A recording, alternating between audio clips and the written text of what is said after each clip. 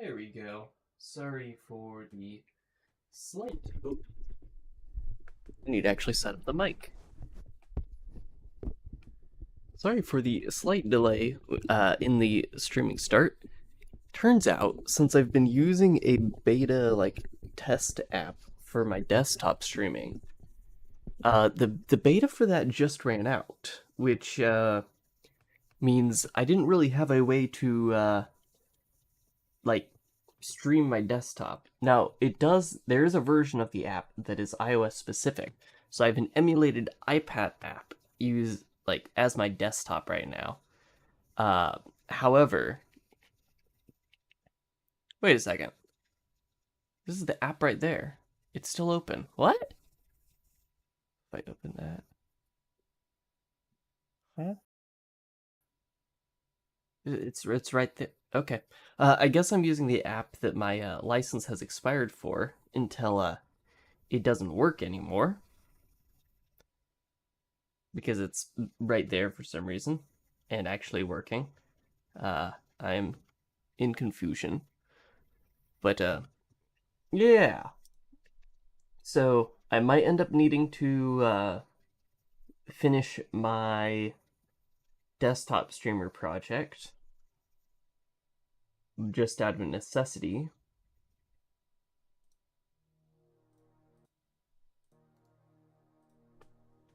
Or I may not end up needing to. We'll see. We'll see. It's a little less certain now than I had thought, but yeah, not quite sure what's going on, but let's see. Let's make sure I can see my YouTube chat. Hello, Darkstar. How goes it?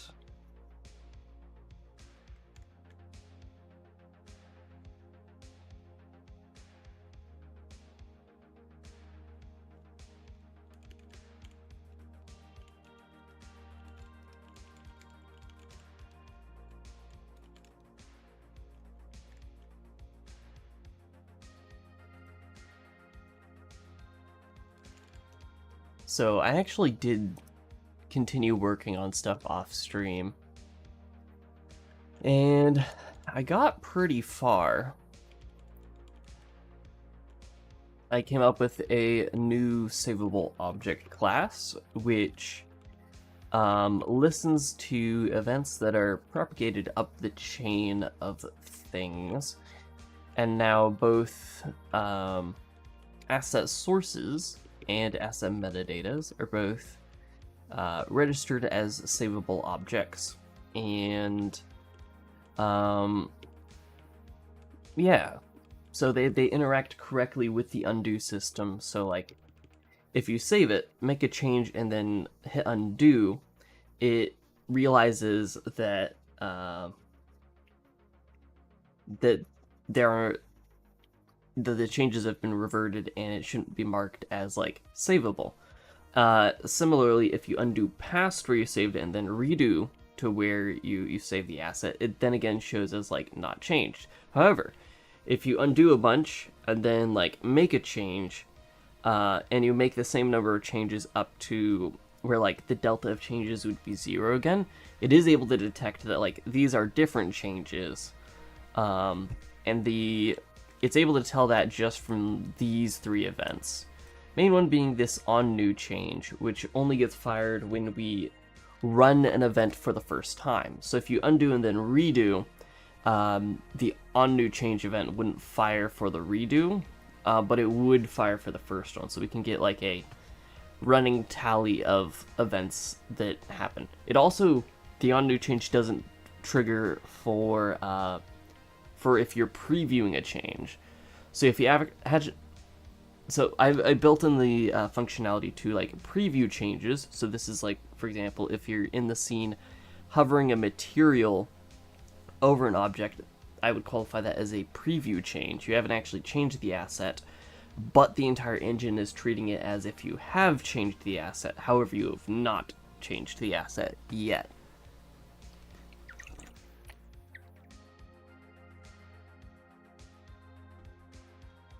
And yeah, so now we have the savable object class, which handles all of that. Asset source and asset metadata both inherit from that. It might make sense to... Actually, no. I was about to say it might make sense for editor asset to be a savable object, but the source file, whatever it might be, and the asset metadata are two different things. So it does not make sense for them to... doesn't make sense for them to be different. Or it does make sense for them to be separately savable object things. In fact, it doesn't really make sense for editor assets to be tracked objects anymore, because source and metadata are the savable things, and then editor asset is just pairing the two. Oh, my audio is fine. I kind of just threw everything together. Let me check levels. How are you looking levels-wise? Levels look good. Maybe it needs to be a little bit louder. Oh, it's already on max volume. Never mind. There go my headphones.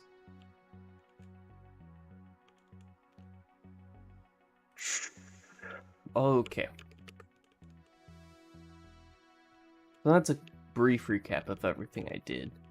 I guess I should continue on with my deletion of that as that, which then means that, well,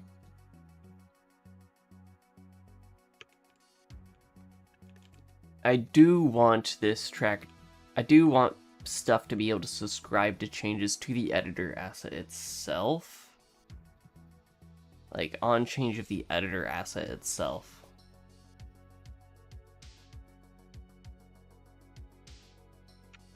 So having this as a tracked object makes sense. Because then people can subscribe to events on it and whatnot. We'll keep that as is. What was the other thing I was thinking about? The other thing I was thinking about was making source not a variant, but instead a pointer. Then again, this tracked object, that's hard to do in a pointer and have it... Well, it doesn't need to be statically typed. As long as the base class is... Yeah,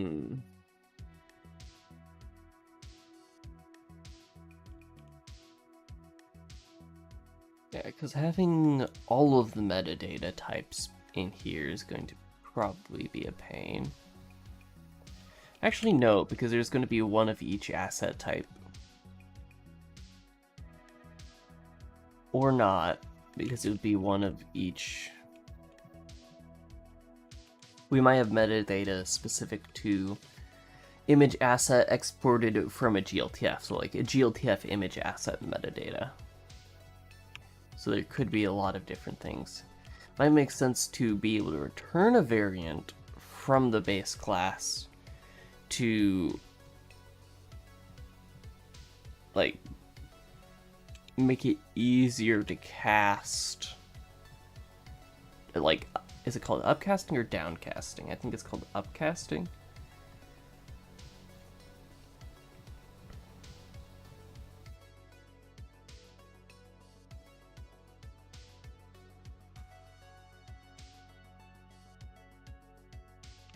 How do I make it so I don't need to define every single one of them here? But still get the benefits of if I had defined every single one of them there.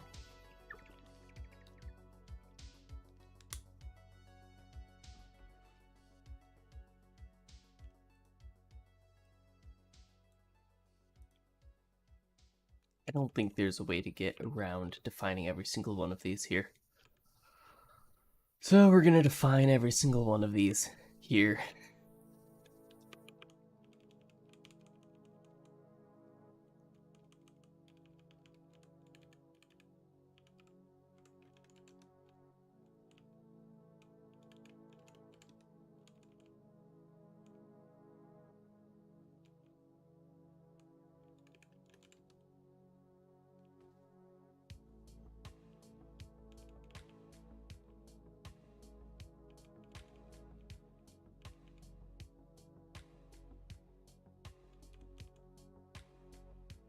That's fine for now. As we add each asset type in, we'll add more stuff here, but for now, let's try to get image assets specifically working.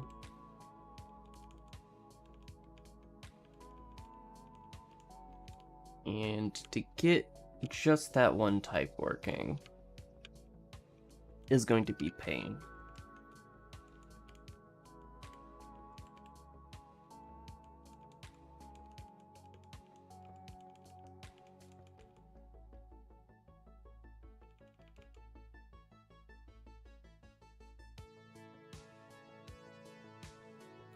Right, editor, assets, editor asset.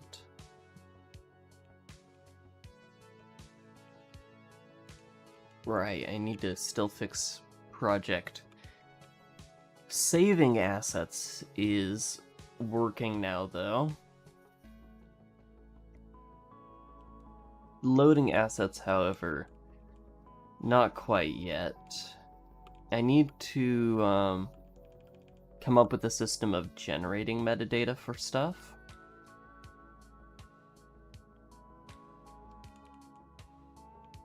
Because I wrote a way to save metadata. Like, we now write metadata to file. It all goes into one JSON object with the name exports, or one JSON exports array.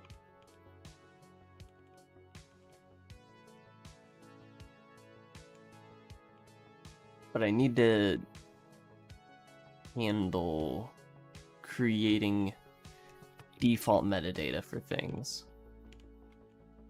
And I think the way to handle that is if I go to my asset source class here,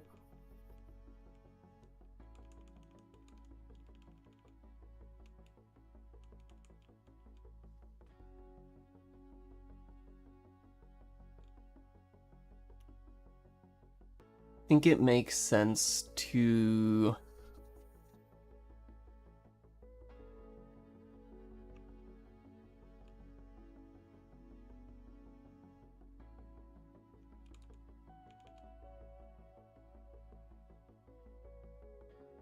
what is metadata? So metadata is data about data. It is metadata. Put into actual English, what that means is that, let's say you have an image. Metadata about that image would be the size of the image, the like color space of the image, whereas the actual data of the image would be like the pixels themselves. In the context of the editor itself, metadata is any data that I want to store about an asset that I don't want to store in the actual asset itself. At the moment, the most important metadata is the actual asset ID. So you could have the same exact asset across multiple projects, but you would want it to have a different ID probably, because you might make slight changes to it later on, and then you want that different ID there. But the ID isn't actually part of the asset. The ID is like contextual information about it. Now, in the case of something it makes more sense in the let's say I was talking about a GLTF. Now, whenever I do anything to the GLTF, like set settings about it in the editor, I don't want to change the actual GLTF file. What I'd much prefer to do is have a different file right next to it, and have that file contain any of the settings I have. So if I change like the way I import a certain animation, that would be metadata, like that import setting. If I changed the way that I import textures from it, for instance, like maybe I have a certain way I want to sort how the different texels of the file is, the texture is loaded in, because that's something I want to do is like stream in bits of the texture of the network. That would also be metadata. So data that is necessary for using the asset but isn't part of the asset. long-winded animation, not animation, but explanation. So I think the way that I'm going to handle this is keeping with the paradigm of asset sources can contain multiple assets. They are not one asset themselves. The way that we want to generate metadata is we have this contained asset. Been following the project for a while now, but this is the first time tuning into one of your lives since my sleep schedule is also cooked. It's only going to get more cooked from here, and then I'm going to go to a reality hack, and then it's actually no, it's going to be fine that I have a cooked sleep schedule at reality hack, because it's just going to get more cooked. Because this is the first time I'm actually competing at reality hack, which means the cooked sleep schedule is actually going to be an asset, since I can just pull an all-nighter and we're good. Right. So the way this works is we have one call that gives us all of the different contained assets. Long-winded but clear at the same time. Yeah, it's because I'm trying to say it in a simple way, and then I realize, that isn't quite as simple as I wanted. Let me say it this other way. That is potentially simpler. That wasn't quite as simple as I wanted. Let's keep trying. Let's see. Right. So we have contained assets. This is all the assets that this thing contains. In the case of a GLTF, which is currently my gold standard of one source file containing many different assets, the contained assets would be every image contained in the GLB file, if it's a GLB. Every animation, because I'm guessing I'll have animation as a new asset type in the near future here. Is there native support for Vision Pro in Windows, or using something like Immersed? I am using a app called Moonlight Vision, which is actually on the beta, and when I was starting stream, it told me my beta was expired, so I thought I wasn't going to be able to use it. I was going to have to use the emulated iPad app version of it. But luckily, it randomly opened in the background here, so I'm just going with it. I might... Yes, Moonlight and Sunshine. Yes. That pair of apps. But I my beta of the AVP native version ran out, so I was thinking that I might need to oh, these are both the same file. I was thinking I might need to finish my Apple Vision Pro streamer project, just so that I would be able to see my desktop still. Yeah. Okay. After I'm gonna finish this thought this time, actually. Even if you say more things, I'm gonna finish this thought. So I return a vector of all the contained assets. So GLTF, the actual meshes, because each sub-mesh I can treat as a different asset. All the images, all the animations, materials as well. Not shaders. I think I'm gonna have a default embedded in the engine default shader that GLTFs use. Not a huge fan of Immersed. It's just a Unity app, and I feel like that's far too heavy for what I would want to use it for. But anyway, so when we're generating metadata for this automatically, or validating metadata, I think I'll call this function so we get every single asset contained in the source file. And then after that, what we want to do is check which one of those assets we already have metadata for. And then similarly to build asset, we want to do, instead of a shared pointer to an asset, we want to do a shared pointer to, wait a second.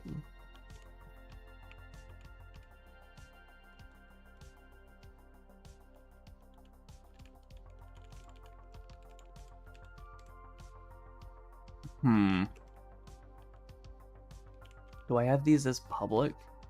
I do. Oh, but I can't initialize the tract correctly, or can I? No, I can. Added a set parent function.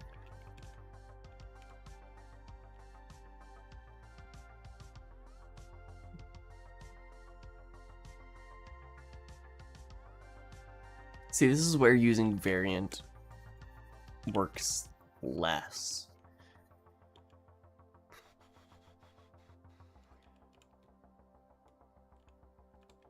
Let's do result editor asset metadata, or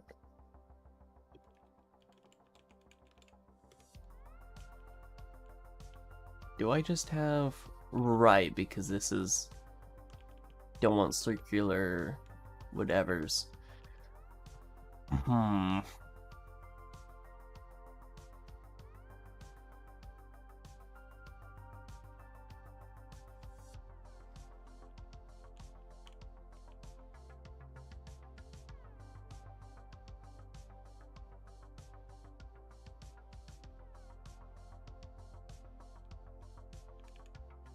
Well, we can put this in this editor file instead. Variant is like a union type, but you can do a switch statement on it, or rather a visit. So the closest thing I can compare it to is it's a Rust, like a Rust enumerator.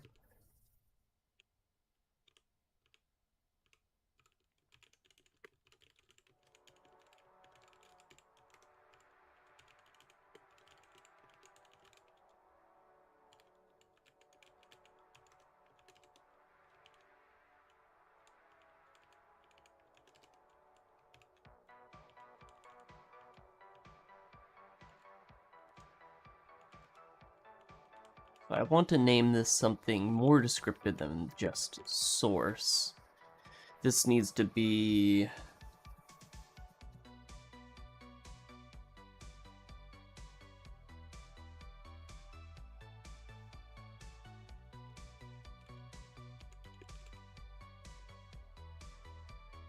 So it's already asset source is the name of the class. We call it asset source variant. Hello, audio.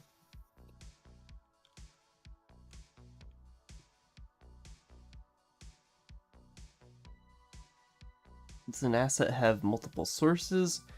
In some cases, yes, but I'm treating it as if an asset source is a single file. Now, one source can provide multiple assets, though.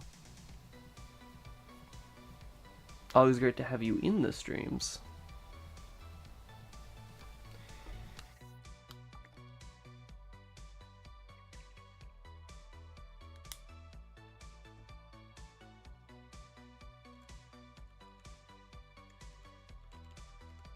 I'll just call it asset source type.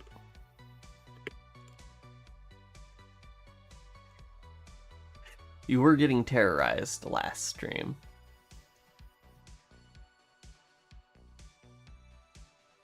We're gonna call this asset metadata type as well.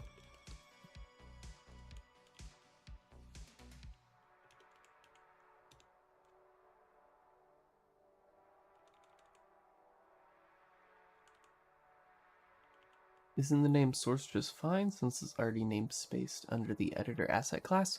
No, because I moved it out of the editor asset class. This is just a whatchamacallit, little stub here to let me make pointers.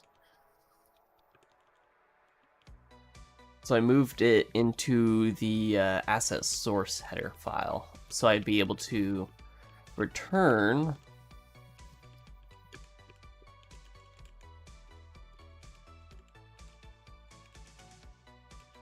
asset metadata types from default metadata. Yeah, and I also have the text set pretty small right now, so I can have lots of windows.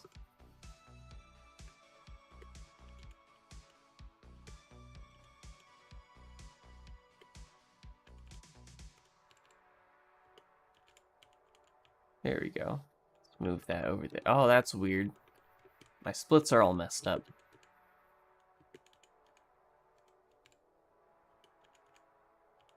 There we go. That should be a little bit more readable. Plan to post any videos soon. I want to wait until after Reality Hack, and then after Reality Hack, I'll see if I can salvage anything from videos I took at CES, as well as at Reality Hack. Ideally, ideally I win something at Reality Hack, and then I can make a video about that. Otherwise, it will have to be, like, general talking about refactors I'm doing to the engine,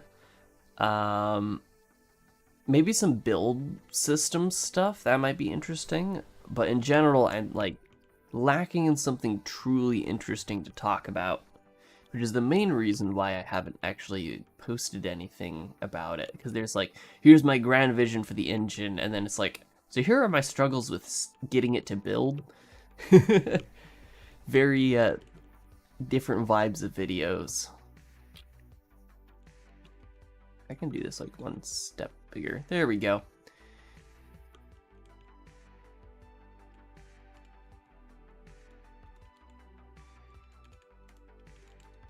Well, I can build metadata for an asset source ID.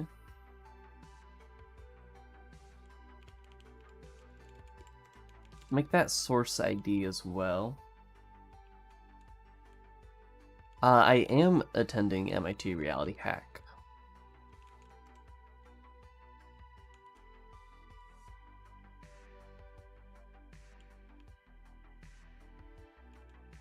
Obtained asset, build metadata, and build asset.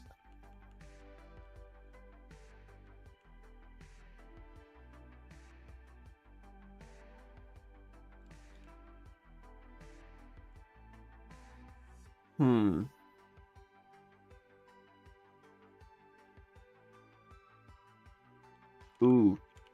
See, when I build an asset, though, I'll want the metadata.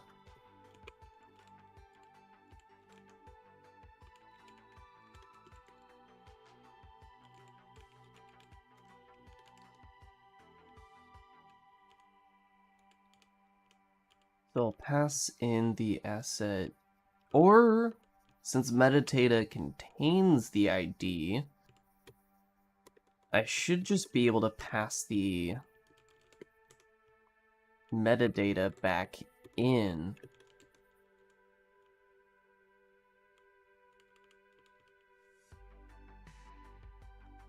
And then it'll be able to tell from the actual metadata what's going on.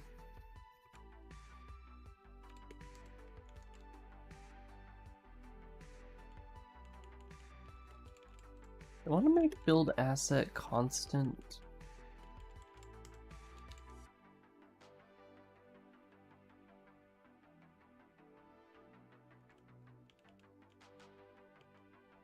Yeah, because building it shouldn't cause any changes.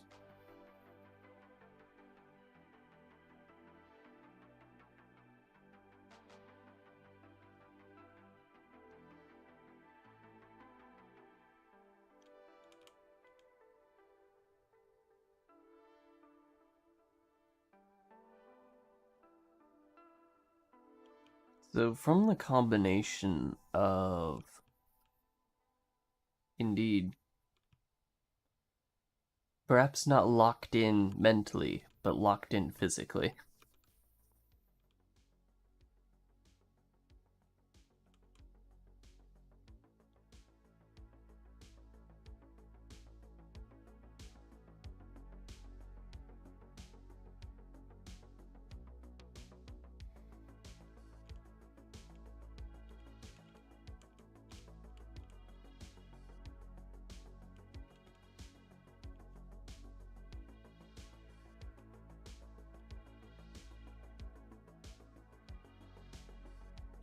Yeah.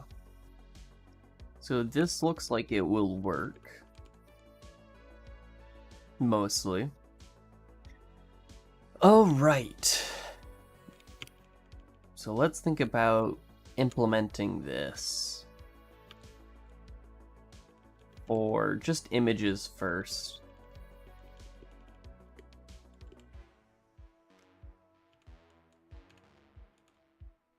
Let's see what that looks like.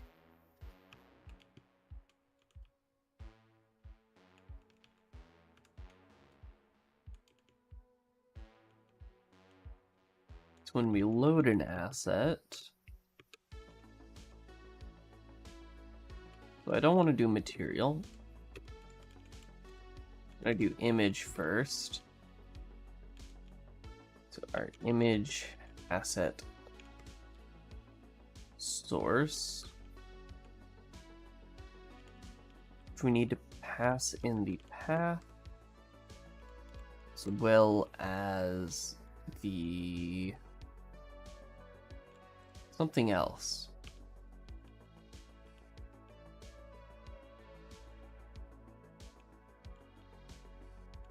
The parent, which, oh joy, I put this as not optional, even though the editor asset isn't created yet, and the editor asset wants me to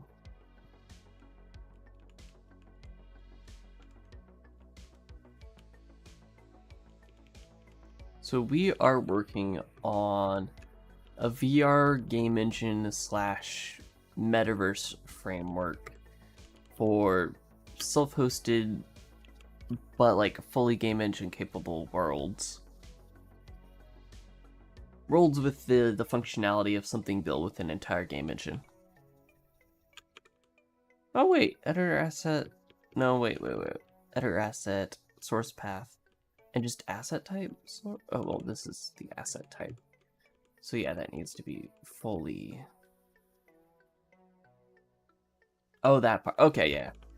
So what we're working on right now is refactoring, how assets are stored in the editor, and then baked into actual assets that work in the runtime. Because right now, or before, it was super unorganized. And yeah, just not quite working the best as it could.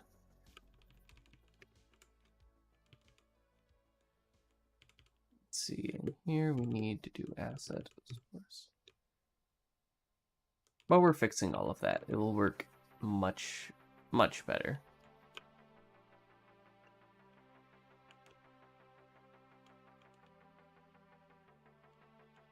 Let's see, is this okay? Yeah. So we'll just expose the optional up the chain.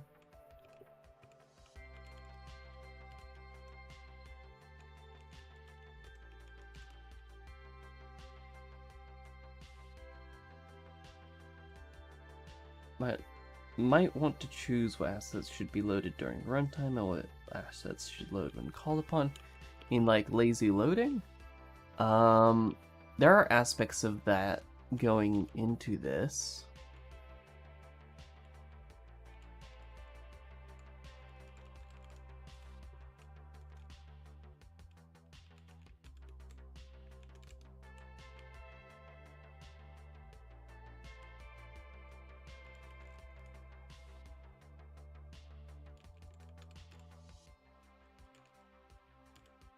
And map this to a shared pointer of type tracked type.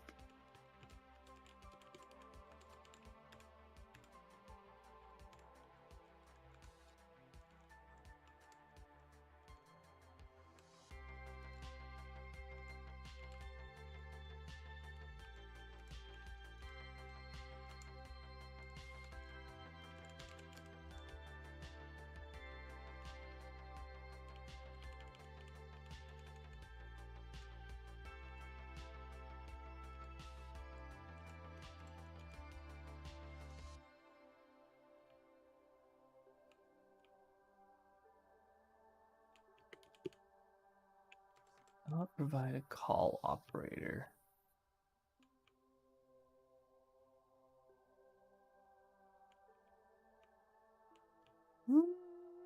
I think it does.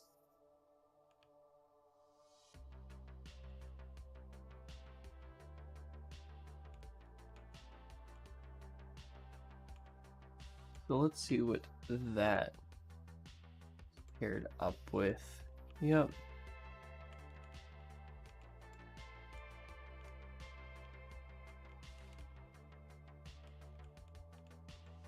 Oh, we don't have a pair for that parenthesis, which means we need another one there. Yeah, most of Brane Engine already works through lazy loading.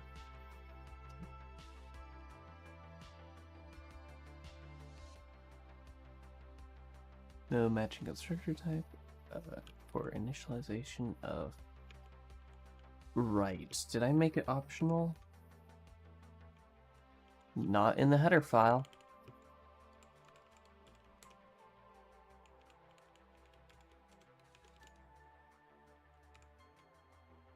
There we go, now it works. You can see my little Rust-like abominations that I've ported over to C++.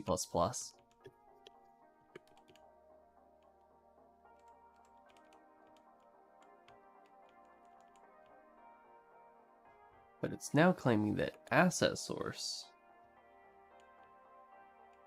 isn't matching its definition. Right, because I removed the option entirely from there. I don't know. Now that I've actually put the effort in to write the map statement, I don't want to delete it. We're gonna just throw that right there.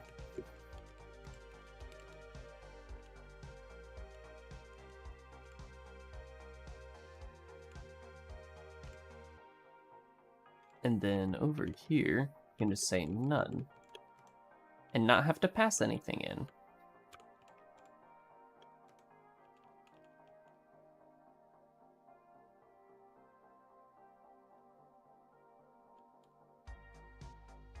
Wait. The track require a parent too? It does, because it tries to set it. So I'm dually telling this thing that it doesn't have a parent. Yes, I am running Vim in Windows PowerShell with Visual Studio environment variables automatically loaded in.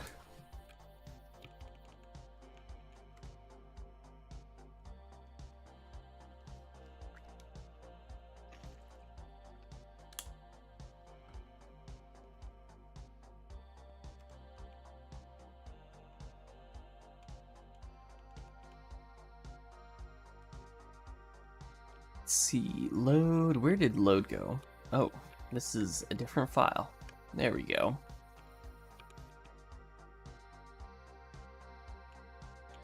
That is an abominable line of code right there.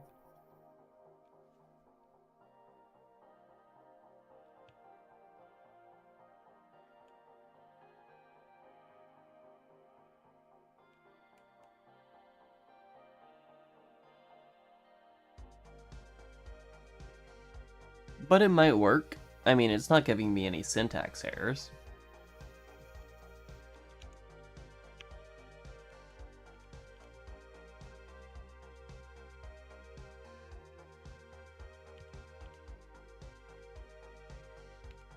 Now, since whatever I'm passing in here, let's just make this line less horrendous.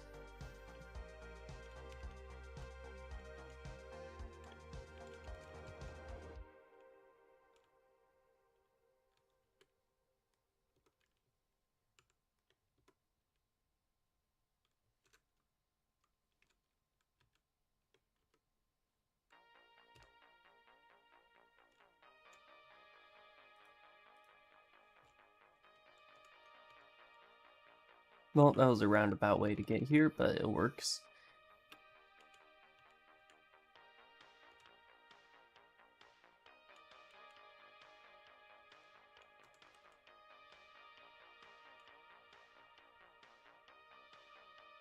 Okay, so I'm just mapping this shared pointer to a weak pointer.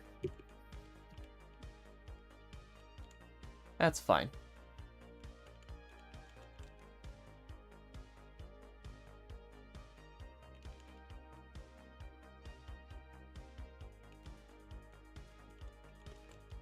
We'll just assume this already has a parent, and if it doesn't, we'll set it manually outside of there.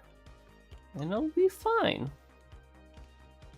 Now, tracked, we'll just initialize from this.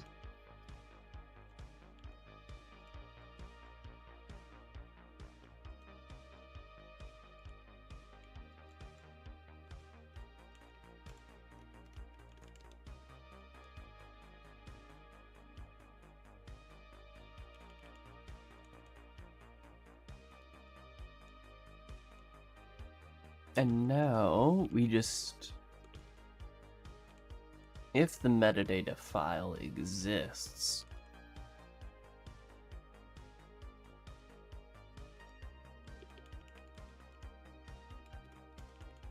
then we want to read the metadata file. Actually, let's convert it from JSON beforehand. So we now have a metadata file.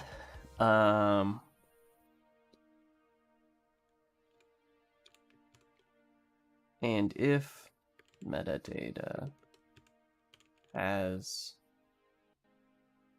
well, actually, well, no. I haven't created a way to deserialize variants.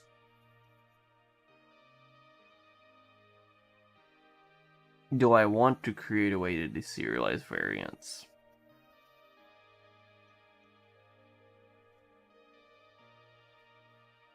I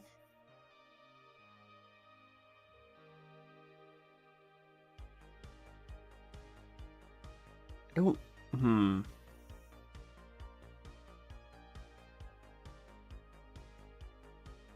The only way to really handle this is to be able to deserialize variants with the JSON parser.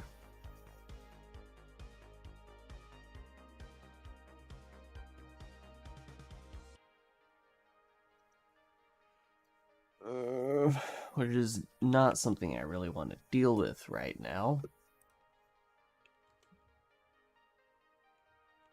But we have to.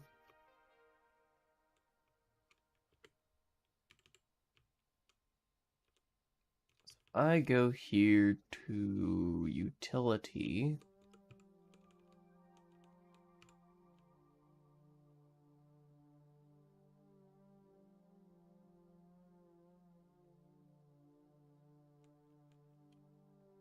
And see, I already did stuff for like unordered maps and all of that stuff.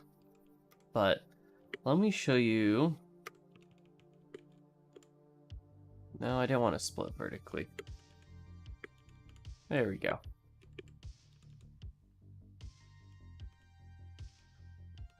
If we go to serialized data, you can see the abomination that I created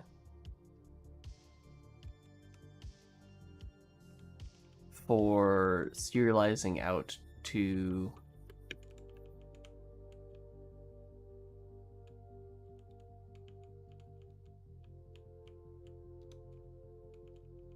serializing variants. So this is my variant serializer for binary serialization.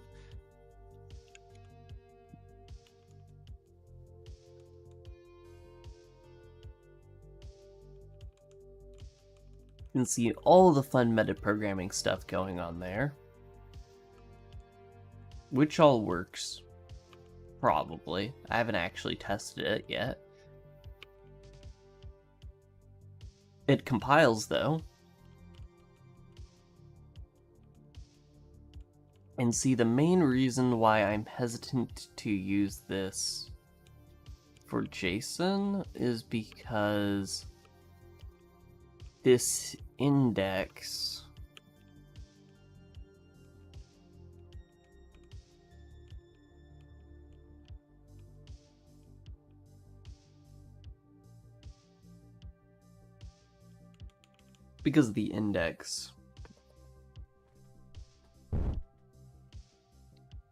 index changes if I add more types to the variant.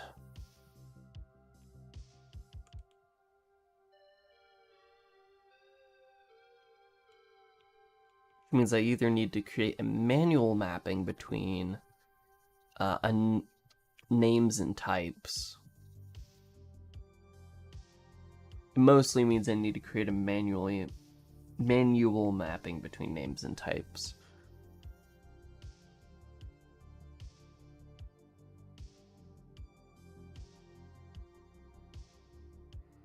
Which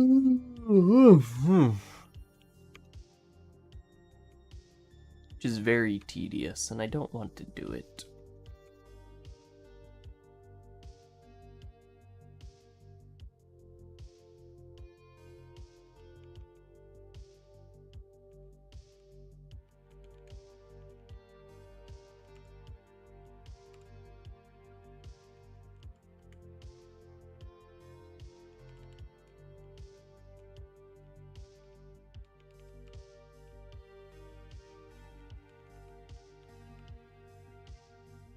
I already have a virtual serialize function.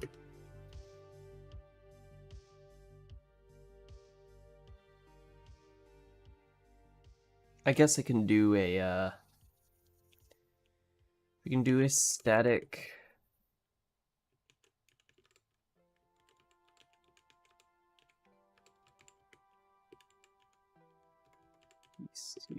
deserialize. Yeah.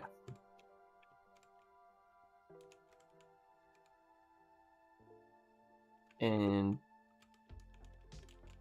into here we'll pass a constant reference. Hello, Joe. How goes it?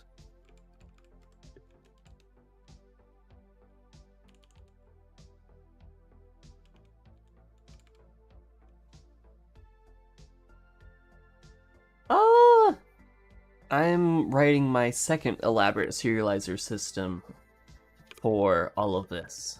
JSON serialization. Specifically, serializing and deserializing stuff when, like, when I have a list that can contain multiple types. And I have to figure out how the serializer is able to tell what type it's deserializing. So, you know, that one problem that you've solved 50 times but are never sure how to solve it the next time.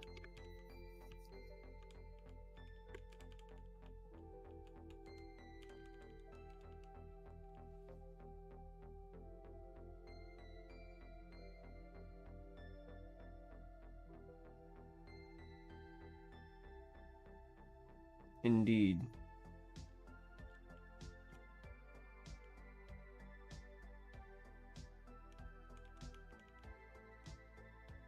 Like, I've stayed up so late before that it's reset my schedule, like, progressively over time. And then I'm, like, waking up super early and I feel great, and I'm like, so this is how the morning people take over the world. They feel like they slept in, but they slept until 5 a.m. in the morning. This is great. And then, of course, my sleep schedule continues rotating. And then it's like, and we're back.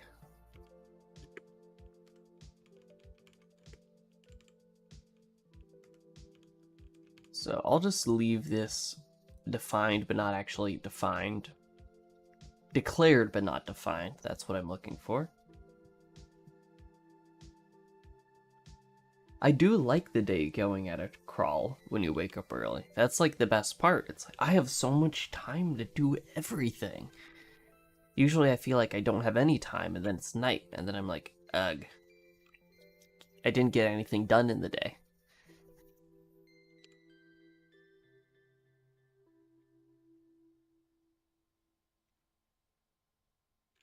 So this is actually error checked.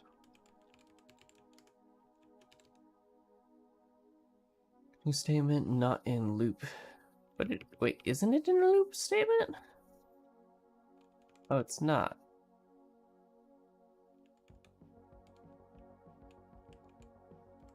Guess I'll just have to nest if statements.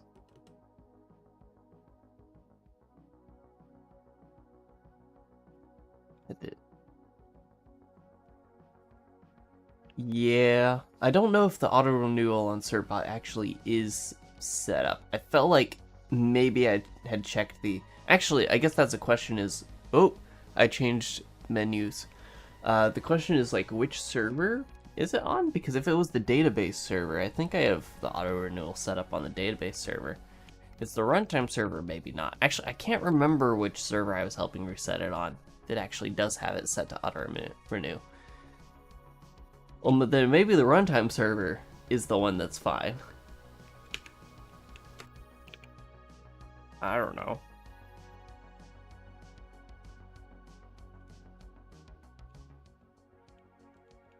If you check the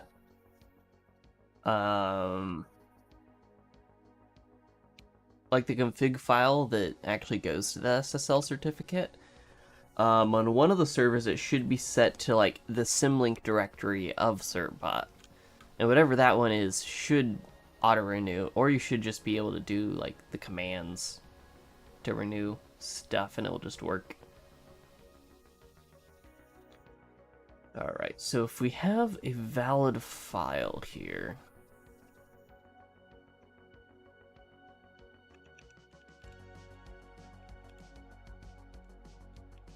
we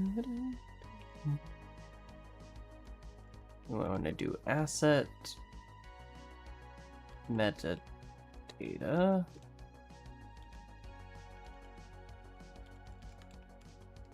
Yeah. Do for auto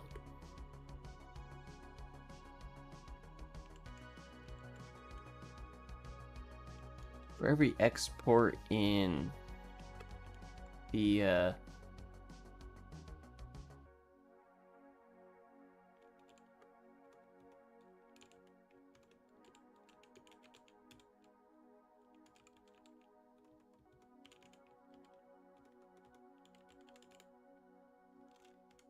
we have a member named exports.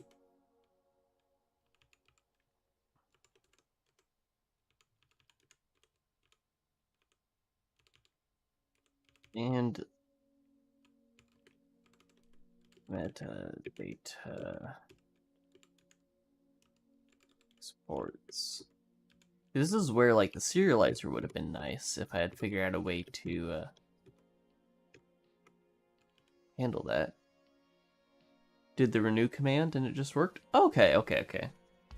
So I have it half set up.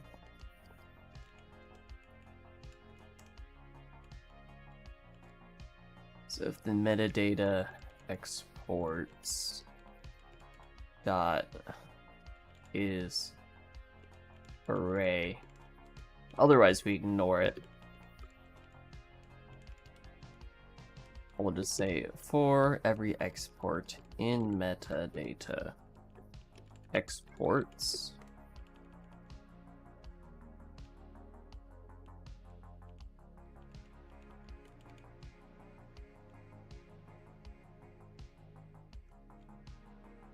unqualified ID. What do you mean it's not qualified? He's very qualified.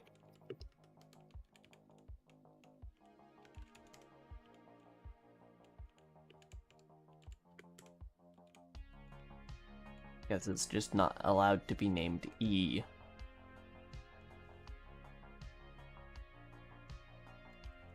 So let's see how I'm mapping this. We're mapping this from asset ID to asset metadata type. So we'd essentially need to do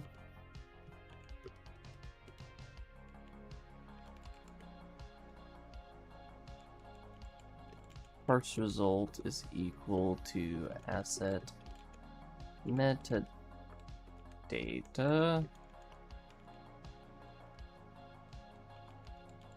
parse or deserialize, I guess.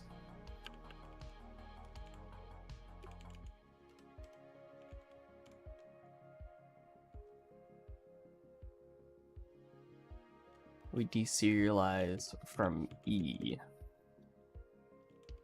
And I want this to be a result.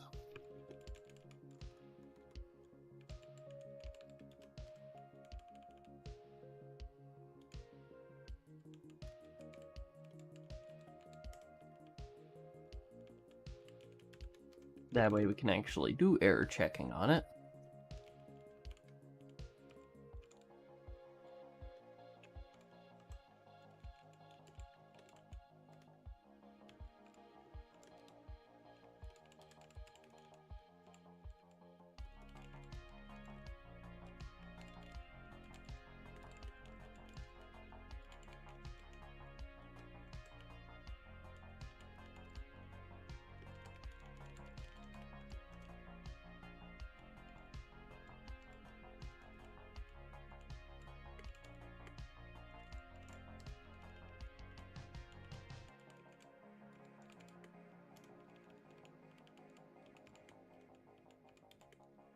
Unable to parse metadata for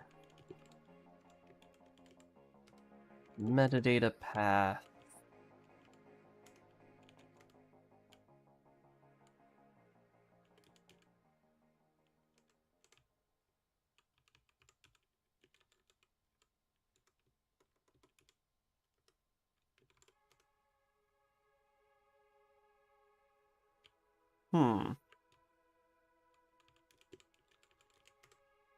There we go.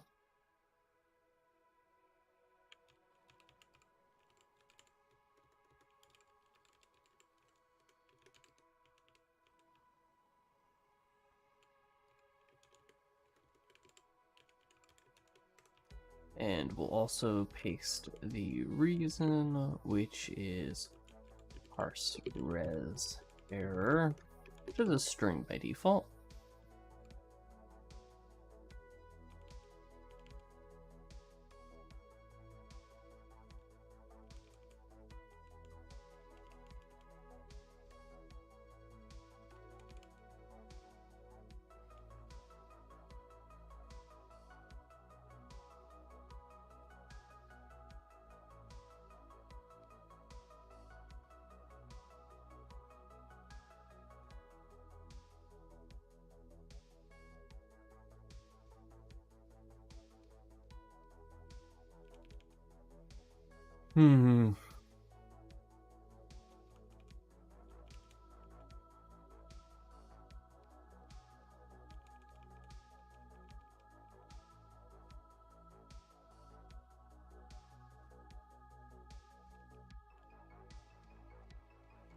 So if the parse result is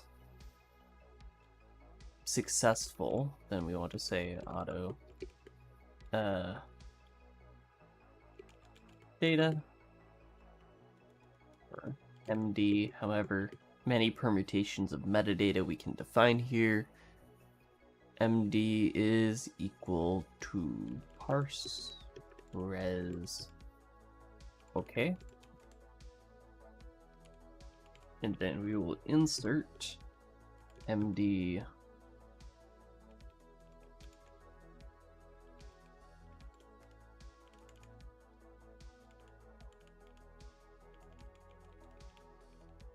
oh joy, it's a not a pointer, do the thing. So I need to do a auto ID is equal to match the metadata. And see, metadata all of them will derive from asset metadata. So see, this is where I'm like, why am I storing this in a variant?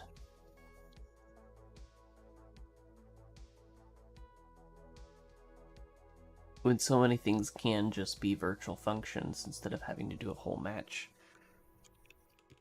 command on it. Let's C do its thing.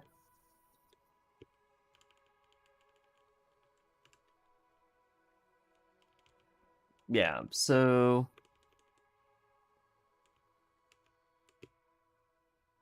I'm not going to totally rustify this. Instead, we're going to have to do shared pointer. This is going to be an asset source.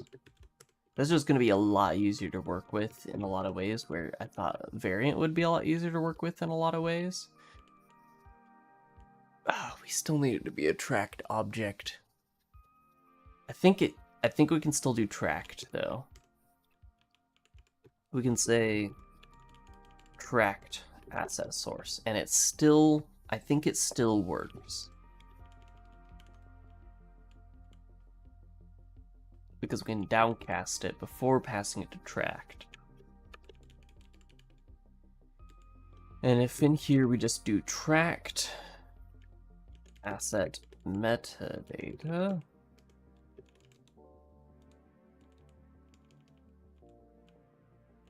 then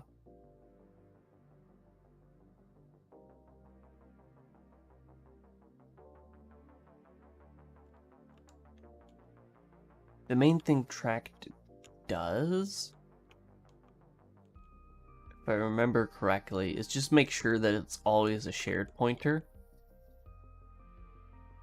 and that parent is set correctly. That's literally the only purpose of tracked, is to ensure that relationship. Make sure that that's always initialized.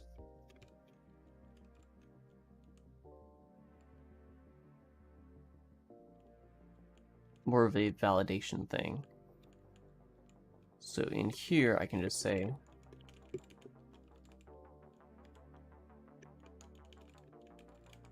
let's put asset source there. And since I'm not working with Rust, this will make everything easier. If this was Rust, and I could just put like members on the enumerators, so I could just have all of these be enum members instead of forcing them to exist. Or, well, I could even do, I wouldn't even have to use enums here. Well, I would kind of need to use enums here, but I could do traits. And I'm really missing traits right now.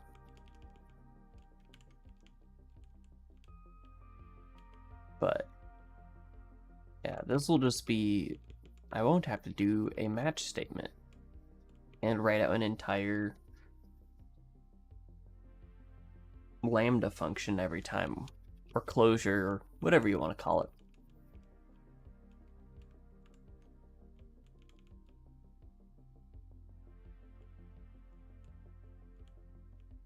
So in here, this, see this entire statement here?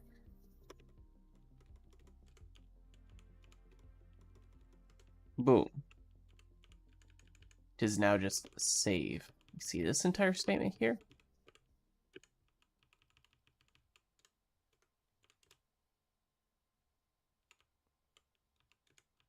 It's now just that.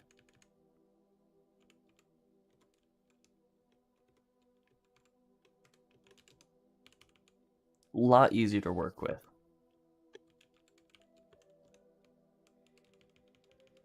Then down here, when I'm reading the file,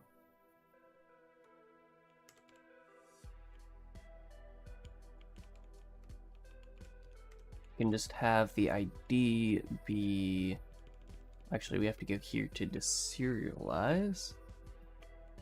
And instead of asset metadata type, we'll just return a shared or unique pointer to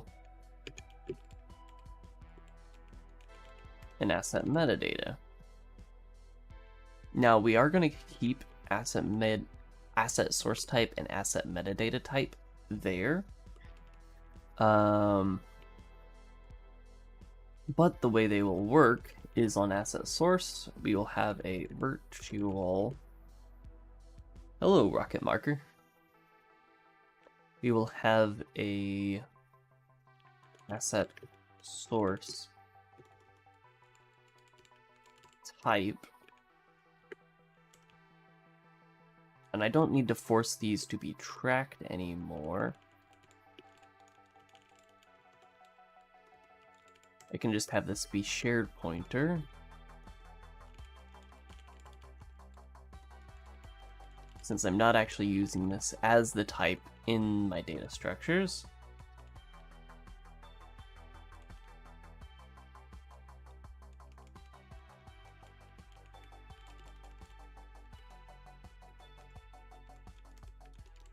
Now we'll just be forced to...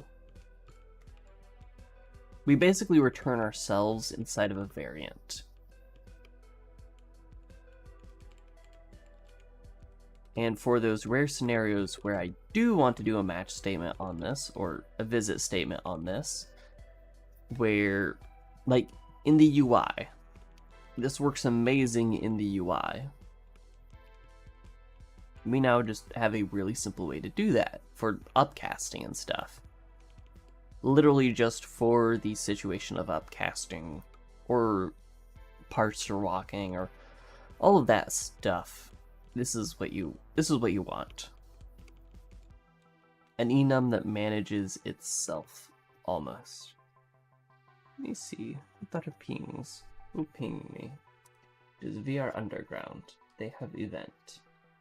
I am not going to invent.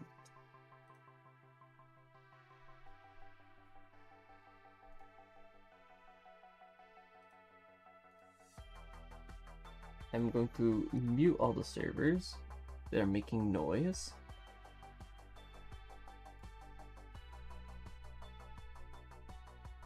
For 8 hours, except for my own, of course, because I want to know when it makes noise. And now, fully locked in, no notifications.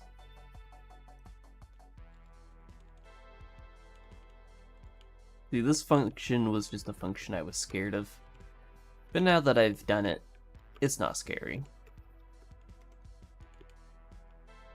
But now we can literally say MD-ID, and then on the other side just put MD. Is it a shared pointer though? Oh right, I need to make this tracked.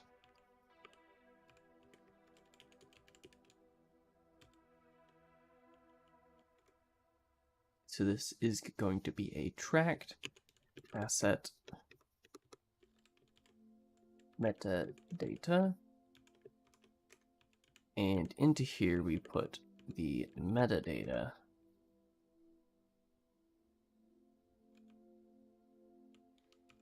MD parent, set parent, back.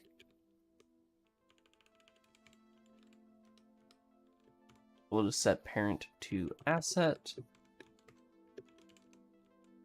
And now we can insert this.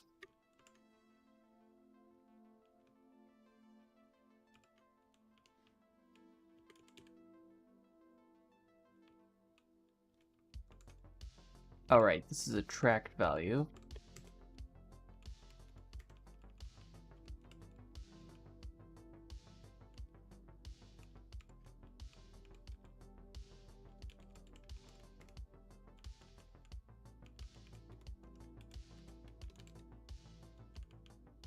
That should work, but it's still saying no matching call.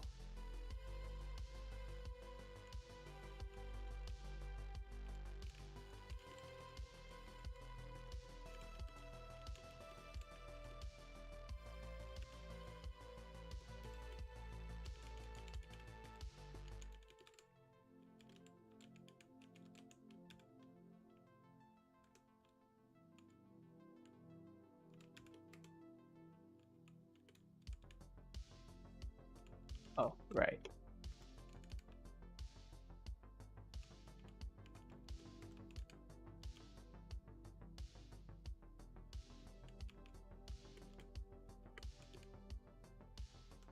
A matching call to make a pair. Come on, give me something to work with here. Does insert actually take 2 values? No. No, because use insert as a pair.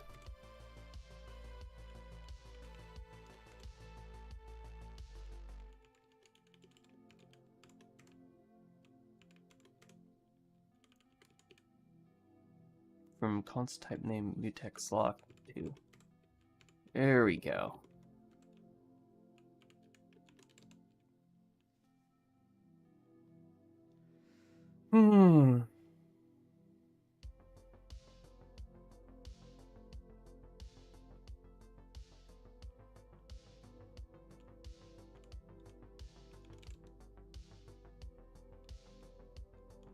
Now for every one of the exports of that function, or of that file, we parse it out, and we add it to our list of metadata.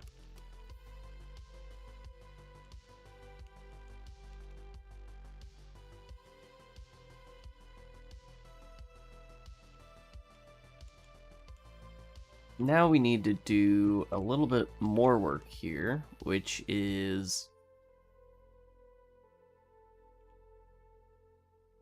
just to say for every single asset we define in asset defined. Okay, not asset. Source.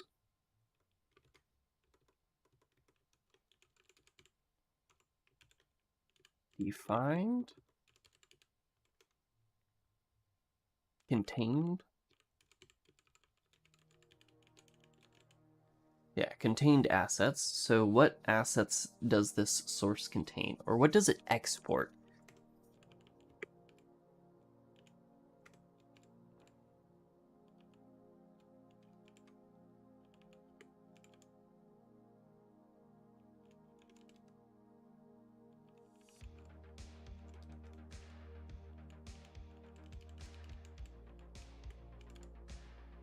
So I want this to be exported assets instead.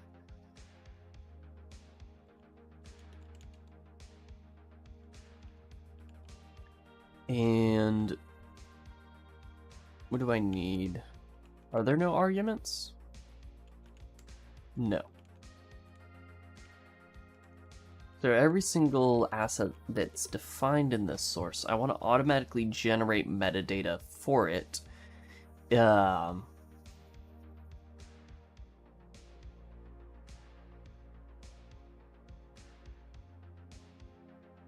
If it hasn't been created yet.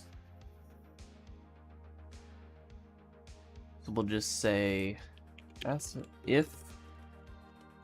if not asset metadata contains defined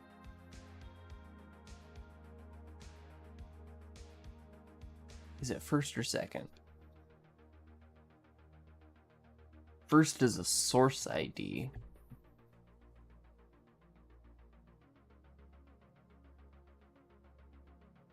Right.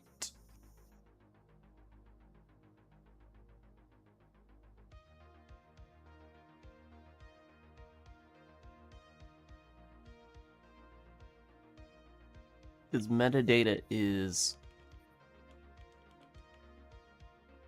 contained to a source ID.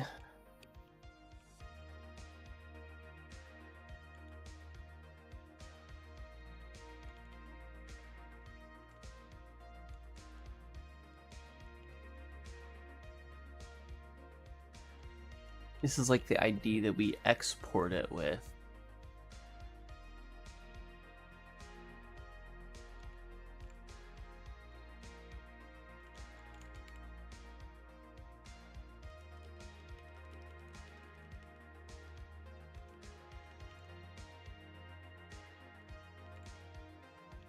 I've not decided how to handle that yet.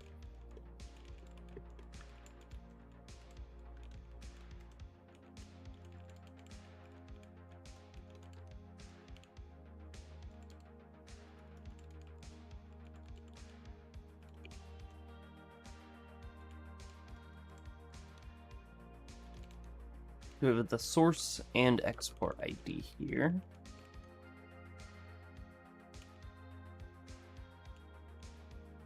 Here we're putting metadata into a list by its export ID. But to be honest, this should be from its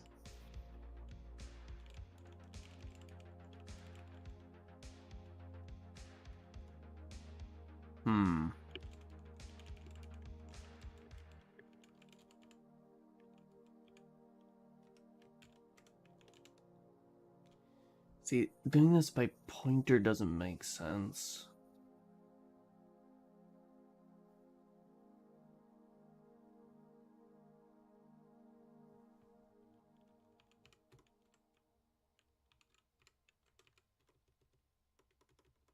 Maybe we do make asset source ID something that can be used between any asset source type. Just make it like a string.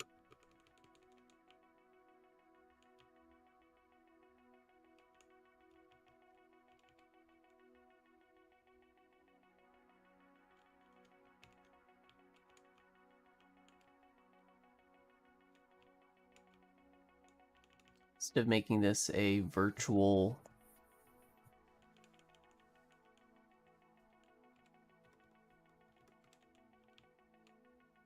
Oh, I did have a hash function for it though. You know what?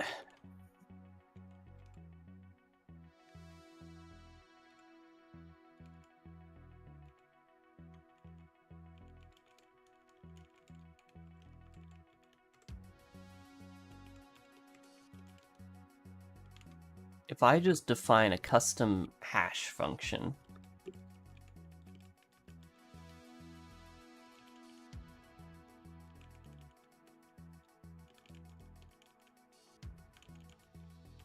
or standard shared pointer asset source ID.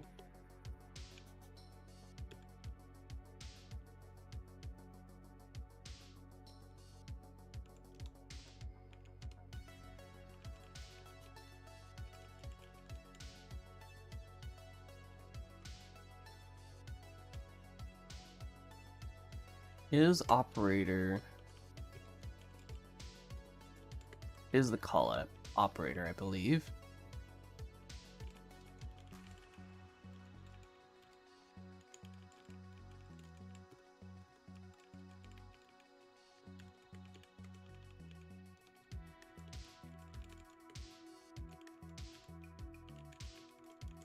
We just call its hash function there.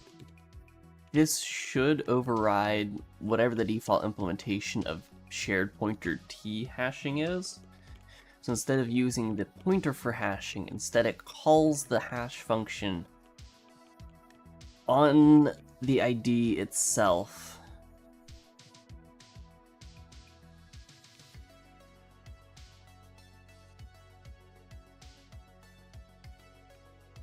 However, then it still would use the equality operator.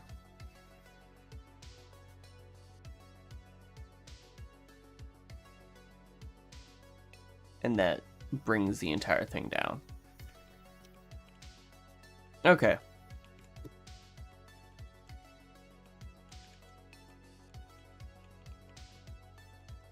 Instead, we just need to do that.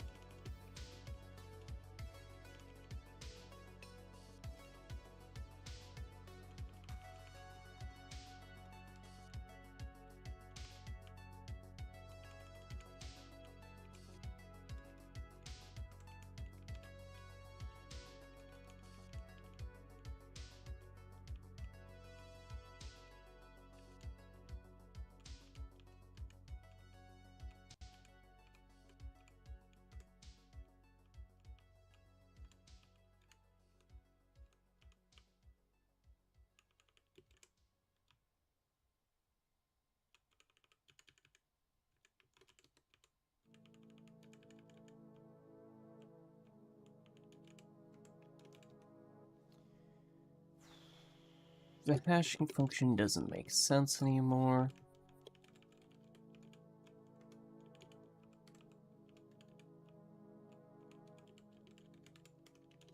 We just have a text.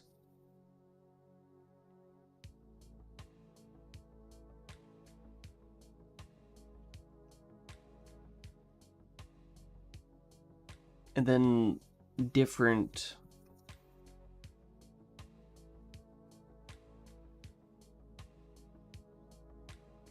implementations of whatever, or different asset types can have different asset source IDs.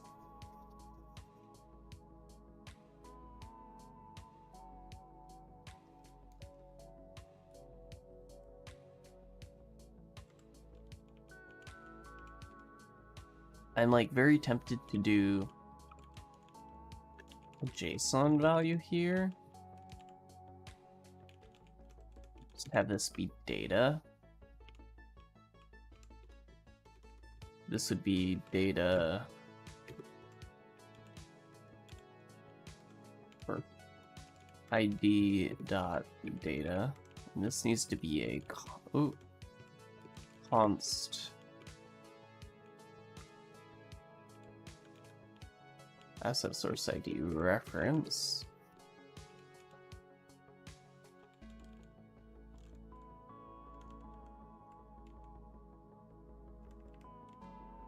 Not as string, to styled string.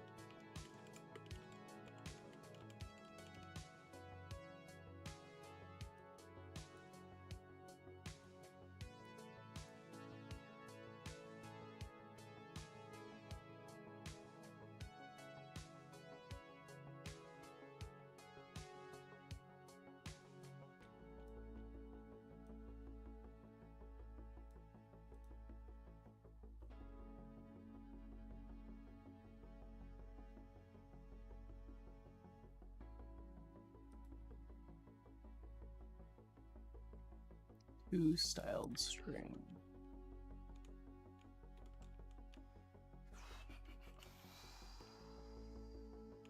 No documentation. Dude, what was the command I found that like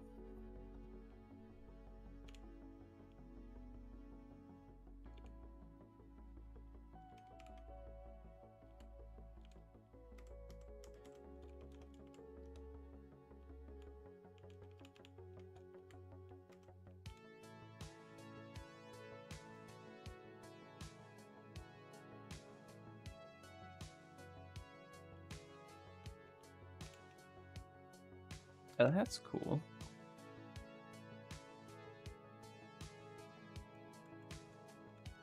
That's all my errors.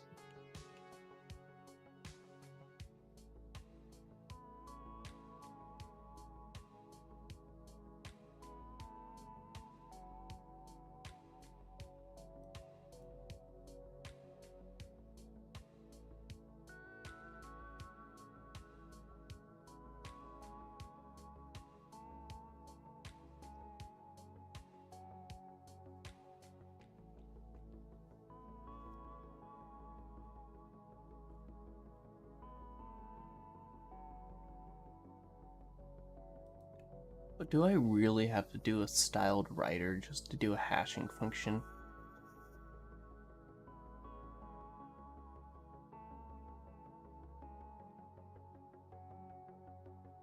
It's going to be very much not optimized.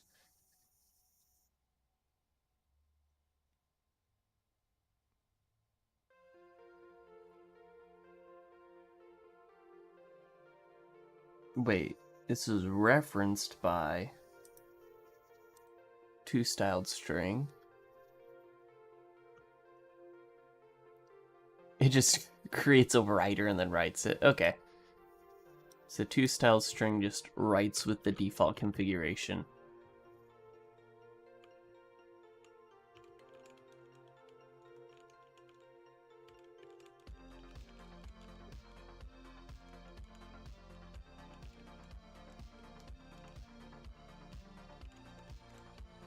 Behold how hashing works.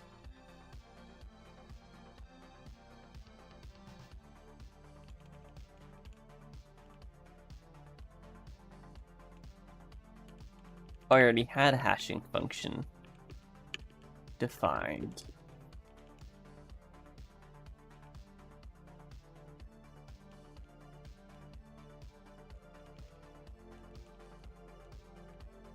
Look at that. That entire header file is all cleared out now. It's all clean.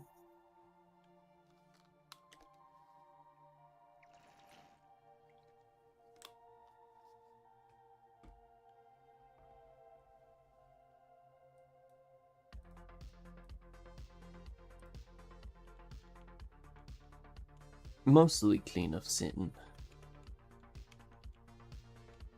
So now we have an asset source, which is a structure, so I don't need that public there. We have these two operators. We go to asset source CPP. Just real quickly going to define those two operators.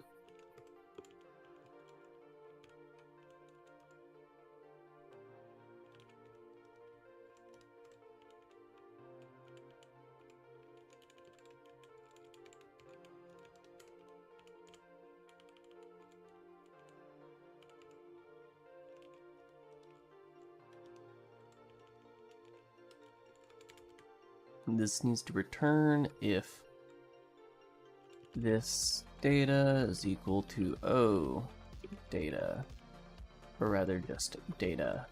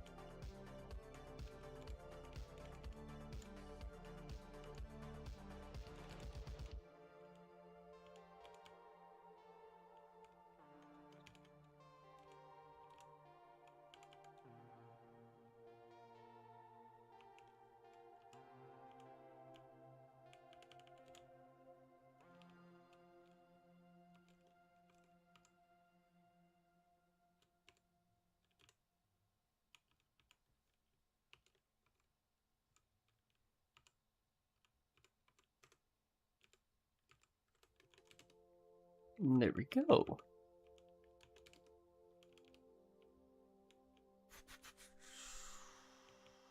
Now we have an asset source ID that stores generic data of any form.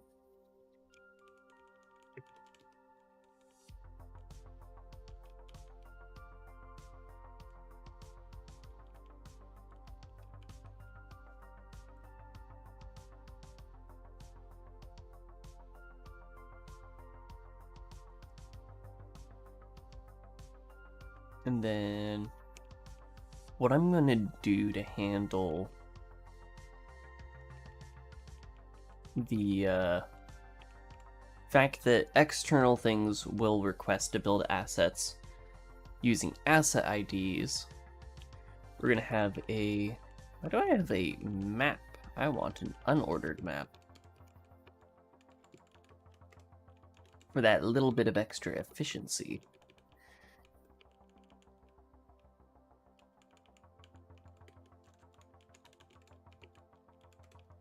Now I want a many-to-one relationship here.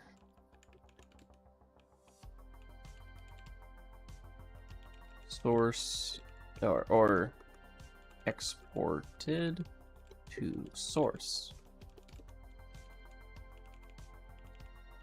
And the reason I have this is because I see a possibility of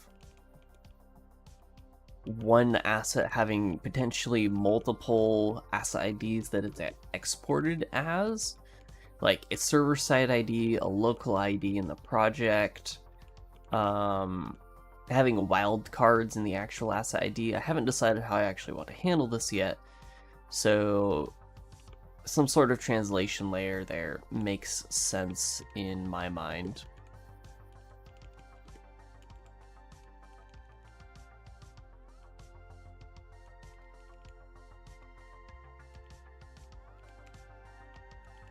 Then going back to here, instead of the exported ID, we want the source ID, but we also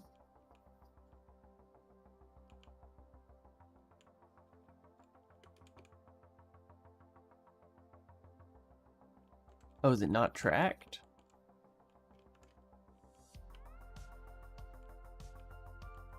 It's not tracked. I guess, do we not want it to be changeable? I guess we don't want it to be changeable.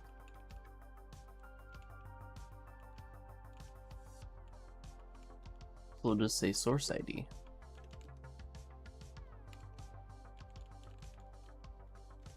And wait. Since this is now just a generic thing instead of an overloadable thing, you can just have it be like that. And we don't have to dereference it anymore. Now we can say asset exported to source, insert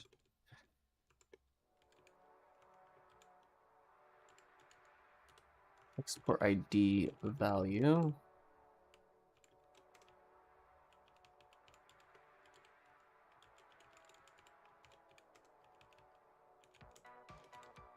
There we go. And that takes care of the translation layer, at least for now.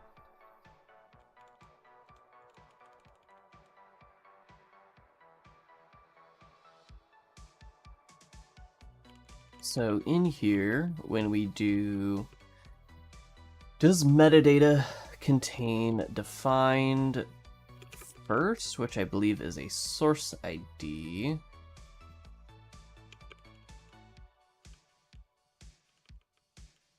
Expected statement.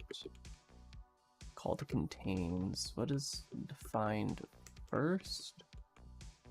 Right, this is a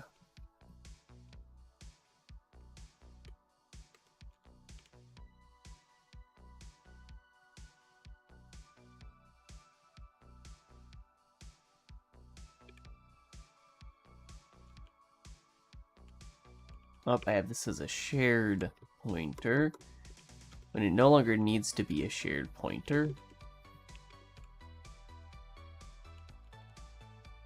Oh, and then it works just fine. So if the metadata does not contain the first, we'll say if it does contain it, just continue. If it does not contain it, then we want to say asset source build metadata for defined first.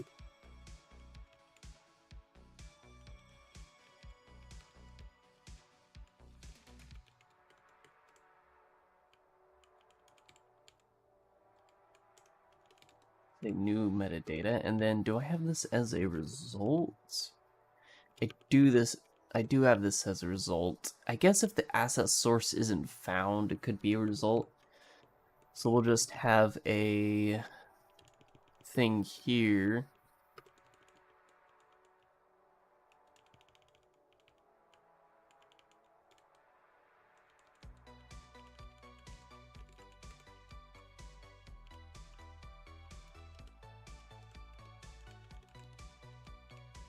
nmd res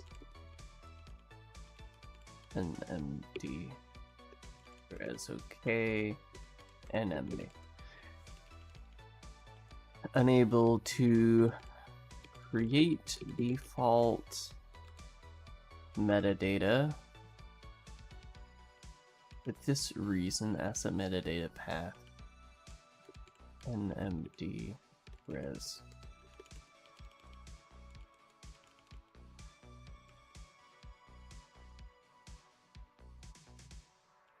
And this would actually be an error. Now that we've created the new metadata, we just want to yoink all of that, throw it in here, nmd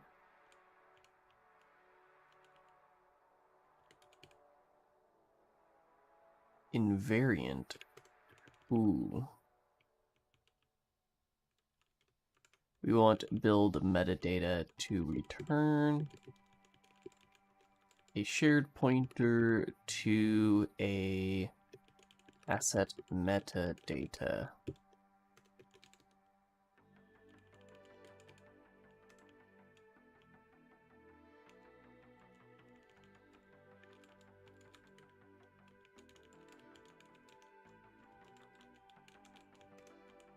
And I think these are going to be structs as well.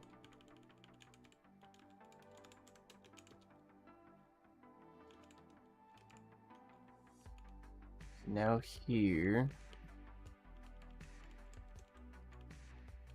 just run the exact same code, both slightly different names, and boom. We now either parse metadata, or we create the default representation of that metadata.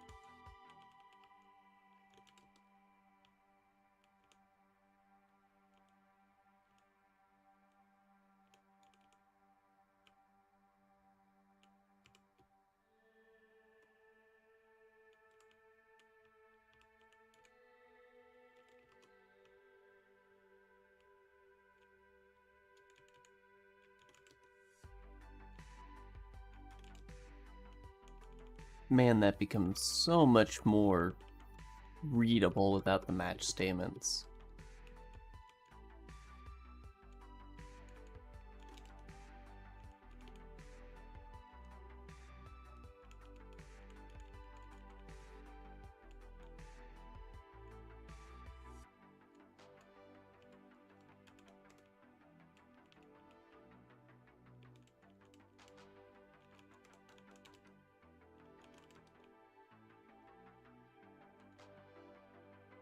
Cool.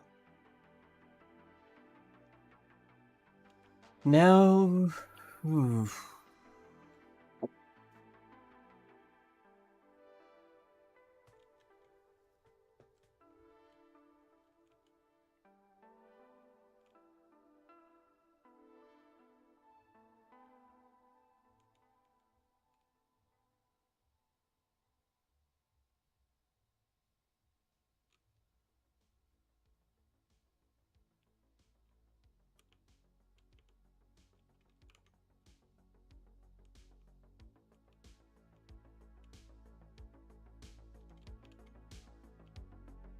my brain tells me I completed a task and it has nowhere left to go.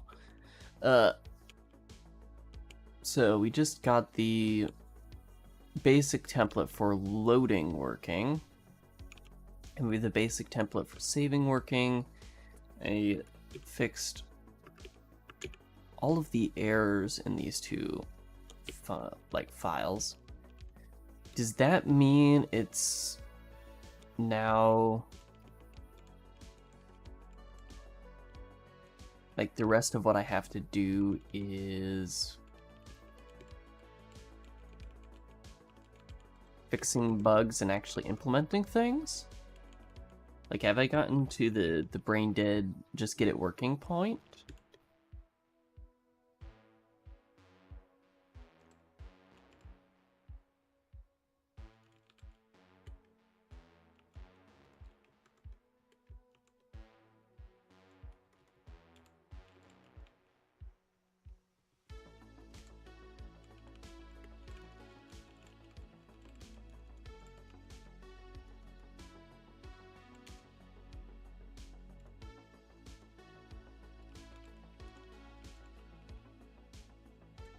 There it is. See, I don't think I'm actually finished. That's what has me, like, weirded out.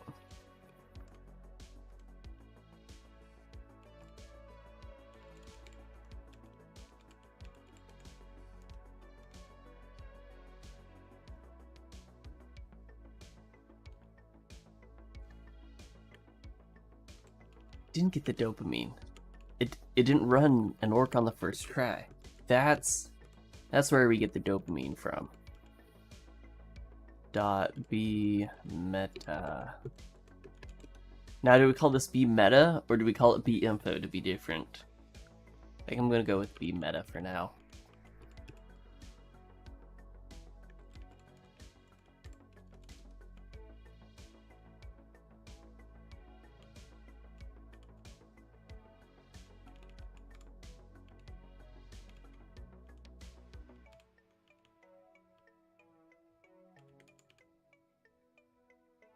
Oh, come on. What do you mean it's not an actual thing editor asset? It is. Look at that right there. Metadata path. Oh, it's not a reference. That's why. But it's still constant for some reason, and that doesn't make sense. So now we figure out why replace extension is wonky. Because I thought it was like a member function.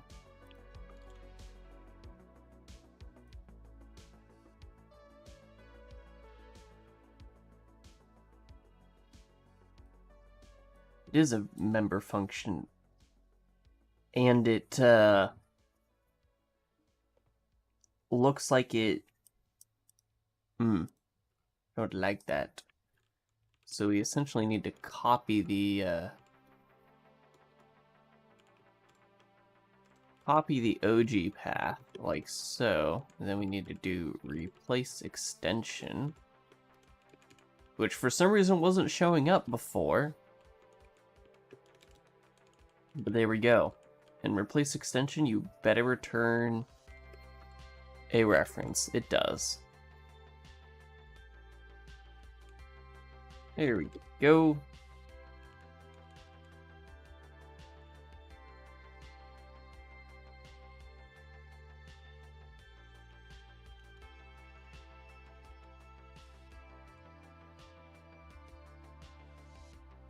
There's our metadata path that's already used everywhere else. So I guess I implement image asset now. You're underground, stop pinging. I'm not going to your event. I'm gonna mute the server.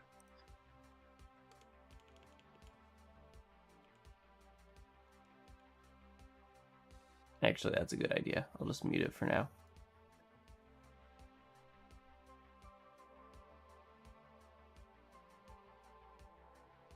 We're going to suppress at everyone and at here.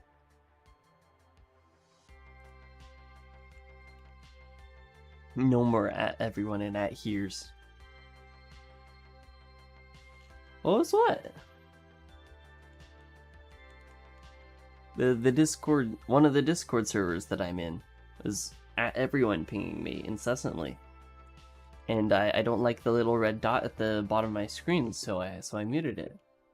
Oh you mean like the like super deep voice? That.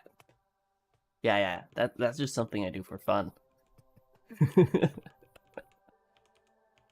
Just the I'm gonna mute the server. Oh, that's not Darth Vader. It's more like the what are the lyrics to the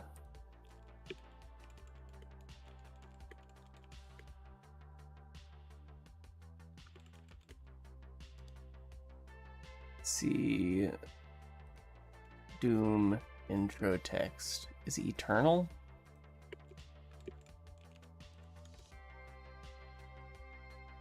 No, not that.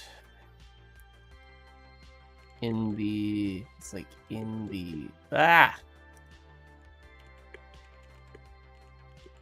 age in the first battle lyrics. Ah, there it is. In the first age, in the first battle, when the shadows first lengthen. That, yeah. That thing. That's what the voice reminds me of. Is just that little copy pasta.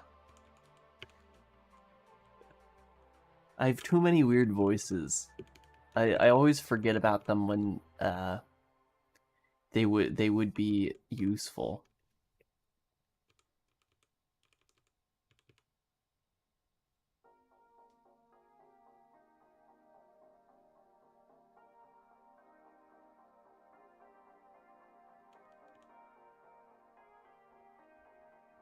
What was I doing?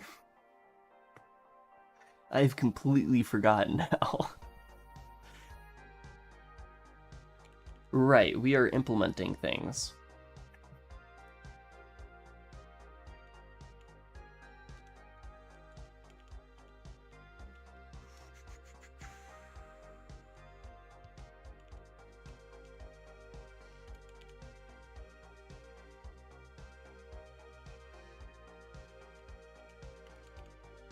No type named lock found in mutex. I mean no type lock in mutex.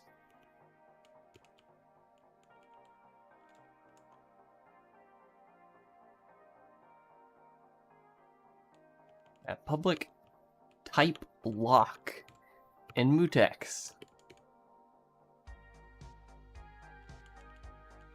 Unless I have a specific override for it. No.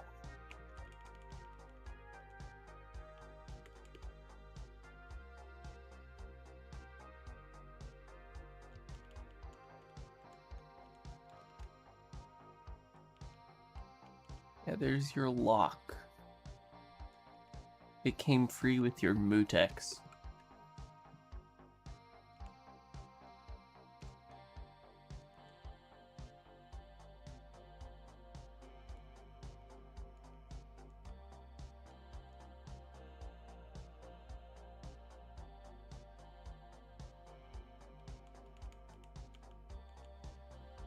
You know, sometimes I think if I should intentionally train myself to have more of a, like, speak more in, like, the pirate software way. Because, you know, like, my default voice, is very, very Matt-Pat, you know? But I could be deeper most of the time. And just kind of talk more like this. And smooth.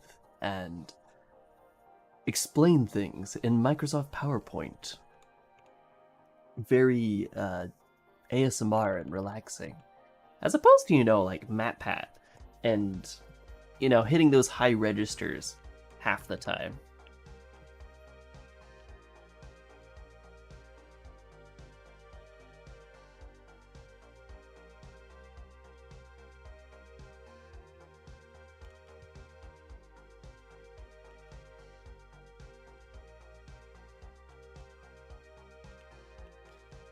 That's just a theory. A Rust theory. Thanks for watching.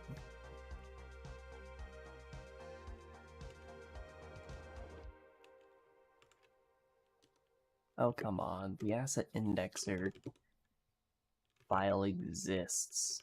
It's right there.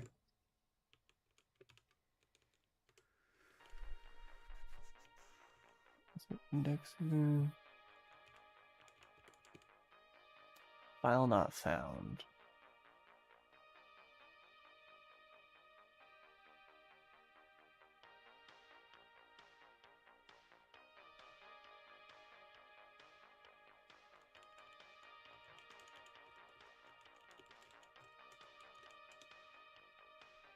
There we go.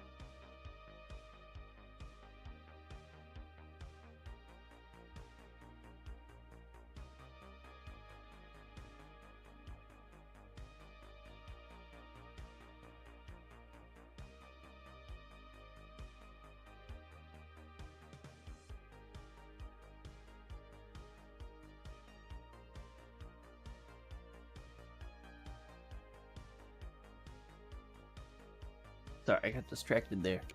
What was I working on? Right, all the open assets. Why do I just have it as a string as the...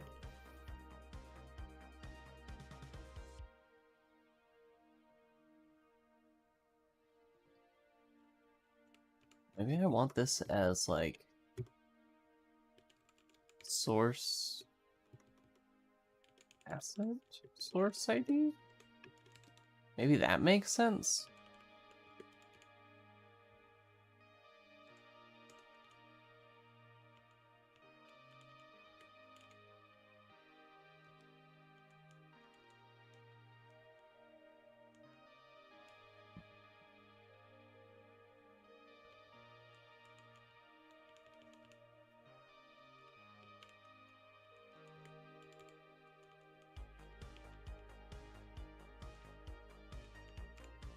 I think I finally have enough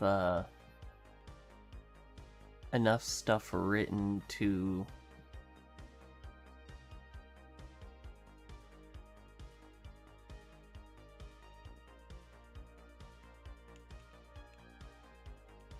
fully implement Brane project again. It included file use of undeclared identifier asset source ID.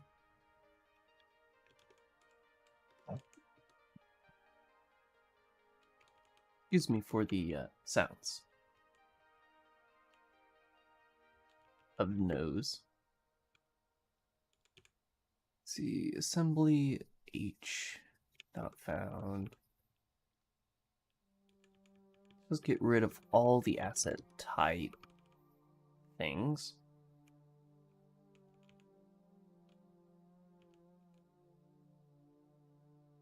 So when we load,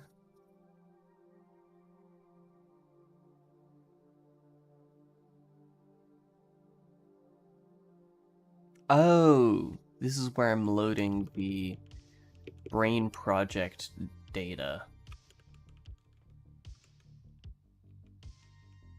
And there we go. There is my Brane project data, which I guess I have to create a serializer for.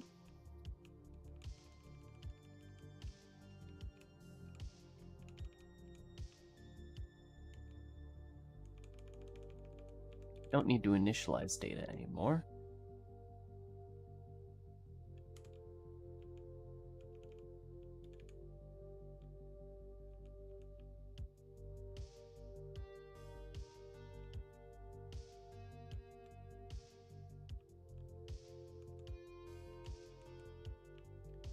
We'll put it right here.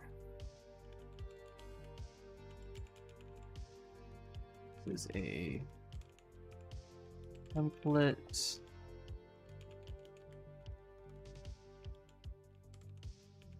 JSON serializer for Brane project data. And then we have a static result that serializes. Is it result void JSON serializer error? I think so. And then this is read. Or is it serialized? I think it's read and write. Can I go to the definition? I can. It is read and write. Const JSON value reference. Just call that JSON and Brane project data reference data. This is my first time deserializing a version object. Actually, no, it isn't. I feel like I've done this before. Also do a write. This, the JSON value isn't constant, but the Brane project data is. And then when we are reading this data, what we want to do is read the name of the project.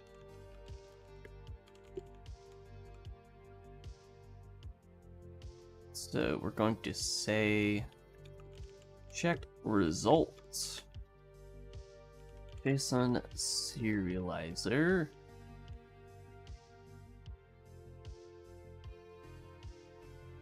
for string, and this standard string that we pass in. Well, actually, first we do JSON name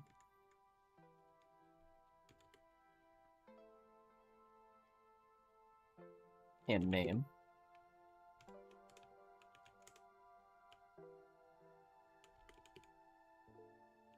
Oh, wait a second. Read. There we go.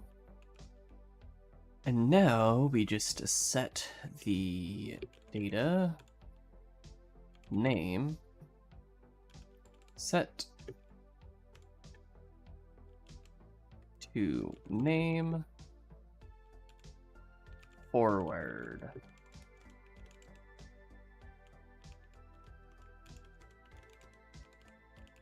And there's a reason why it takes this much effort to actually set a variable in that struct. Luckily, we only have to do it for one. So now let's do, oh wait, return, okay.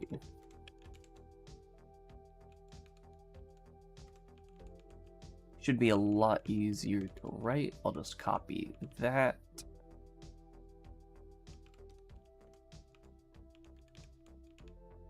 And we'll do write instead.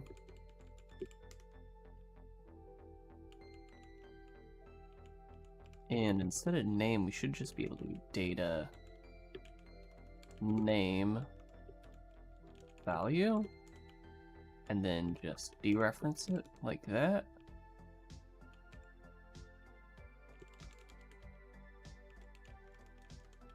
And I would just be able to return the result of this directly, but eventually we might have more members. So we'll keep it like this for easy refactors later. No matching constructor for initialization of Brane project data. Brane project must...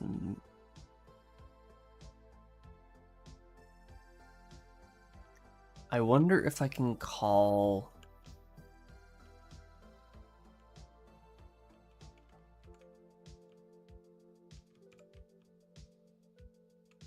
Oh, Yeah, we don't want the JSON tracker. You should do data, and then data probably wants...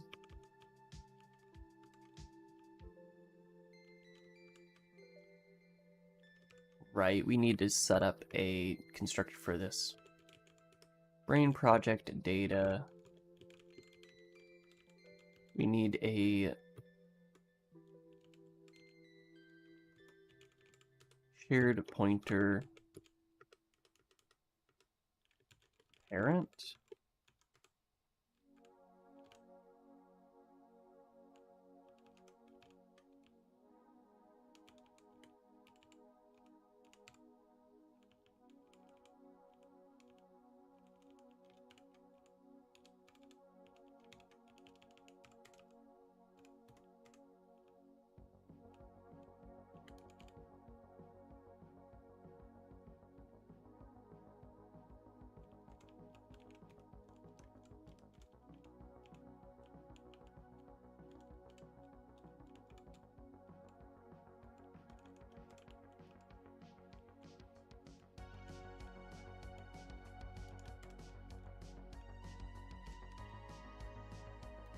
Now have Brane project data. Now that we have the parent, we can initialize tracked object with that parent.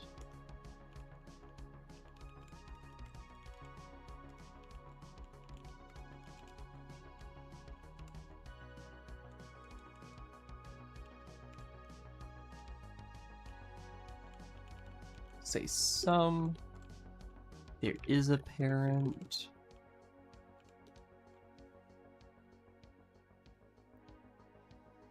So that is now initialized correctly.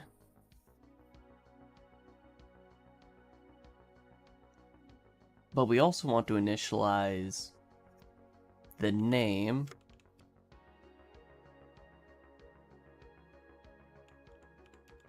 We're going to say name is initialized with tracked, so we give it a default value, and then we want shared from this in the second.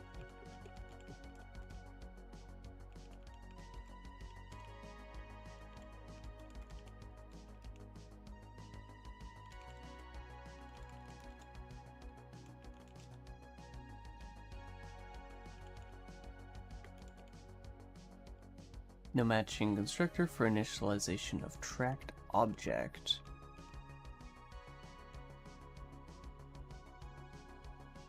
What do you mean? Option shared pointer of type track type. Oh.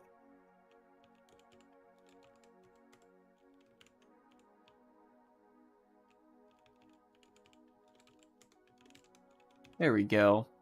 And then this is the one that's confusing me. Because tracked should just be able to take a default value and then option shared pointer to a track type.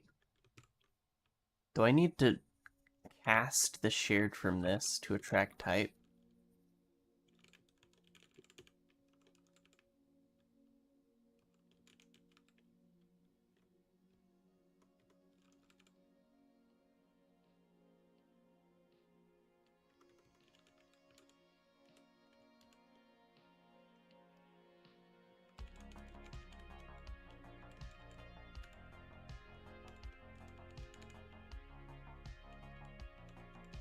Like that? That work? No?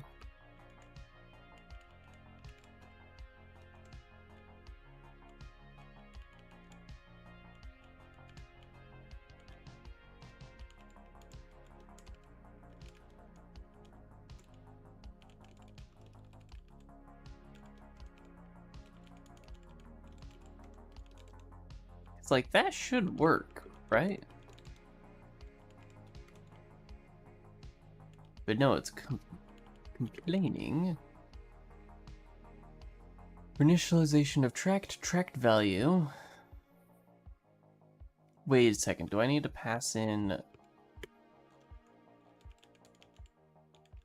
tracked value here? Because it's tracked value.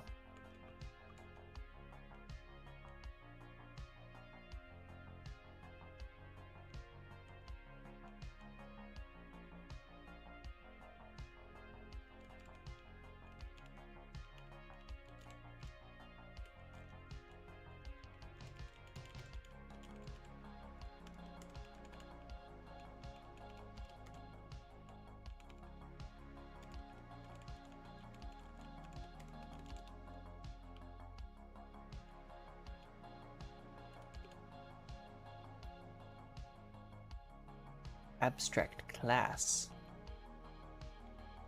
Trust me, all of these container types was supposed to make this easier. How's this an abstract class? So it's derived from tracked type. Tracked type has child forward, back, and on new change. Forward, back, and void on new change. Override. Do nothing.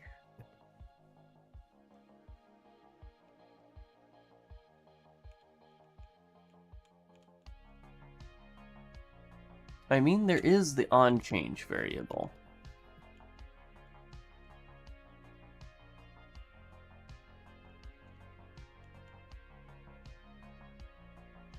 But this is on children change, so that doesn't do anything. Because this tracked value never has children.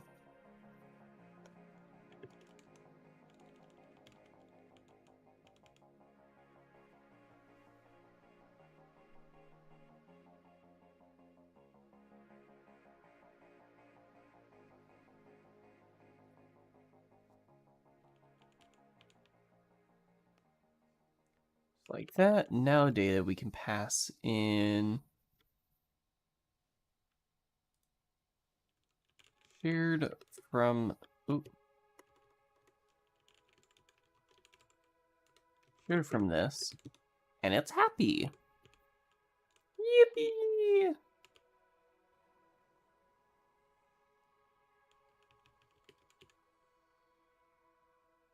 Use of undeclared identifier shared from this.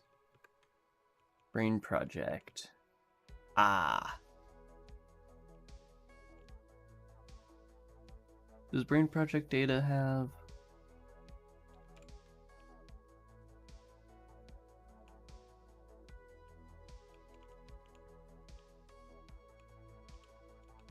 No, screw it. None.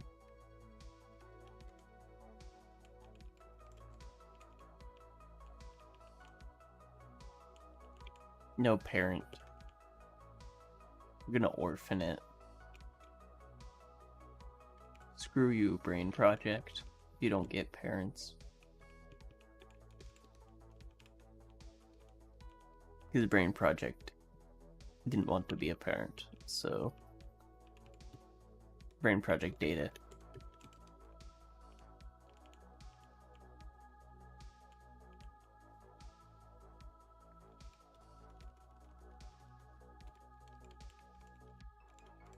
But actually this tracked value does...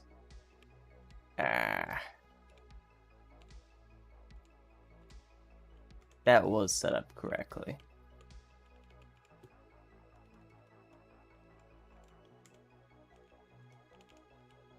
This was what was set up incorrectly.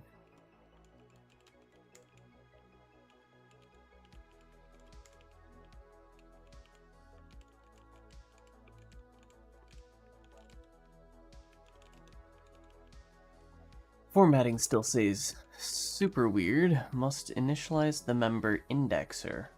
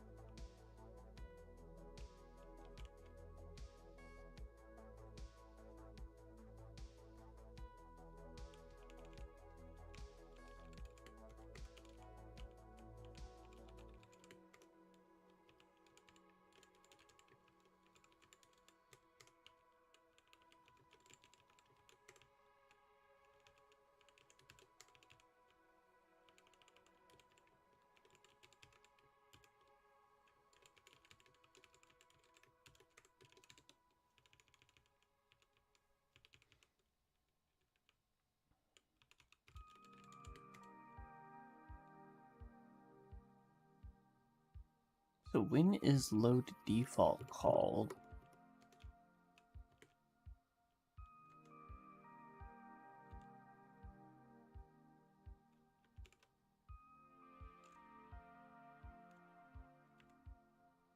On create?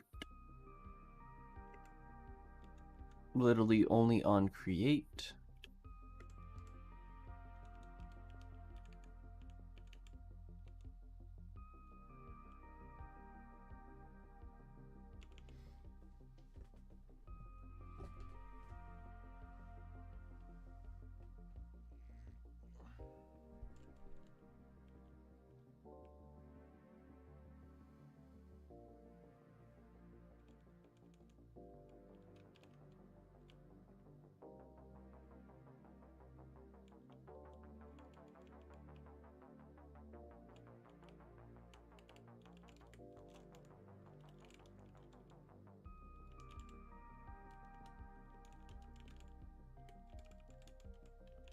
Will be our project root.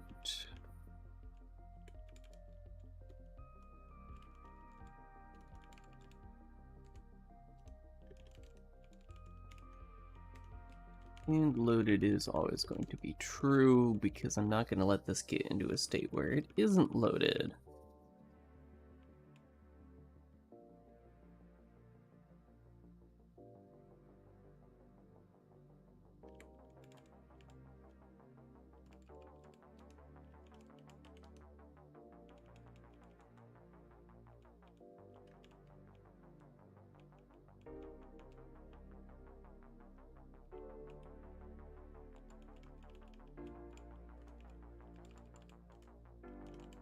And we're going to throw the indexer into the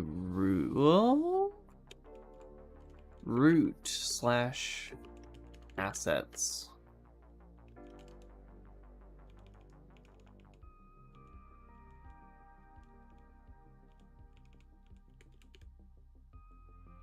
Line definition of Brane.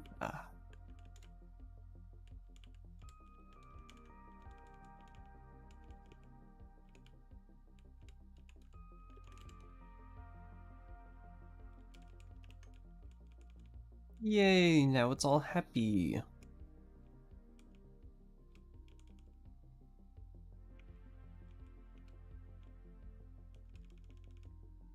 Now, all of that goes into create.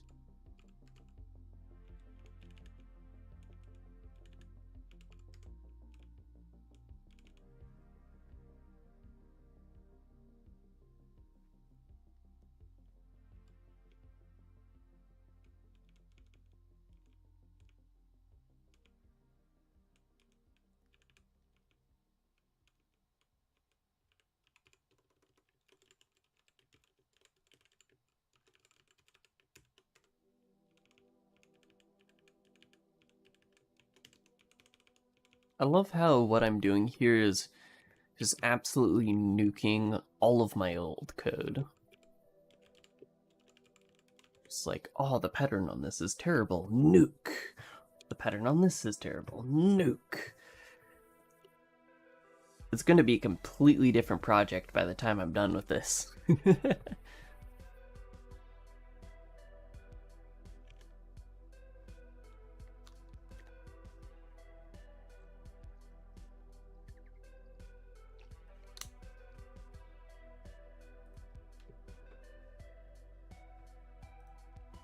No, Vim, I'm not clicking. I was just putting my water bottle down, and the headset saw that as me trying to click the virtual screen.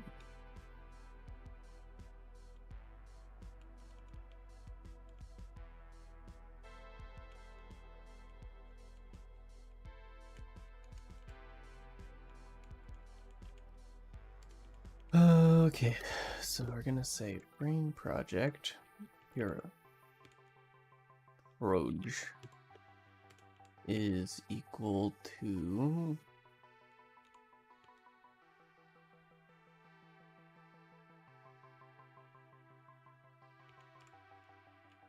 runtime get module editor.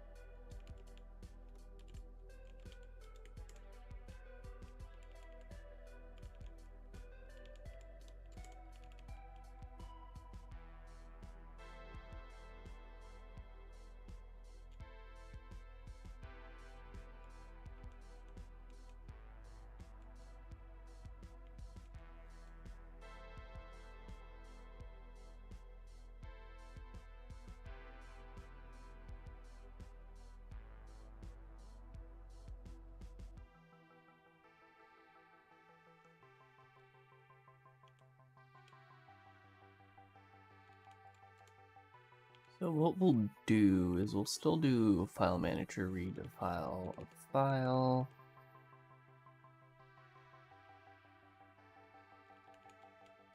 And instead of doing runtime error, we're going to just return error.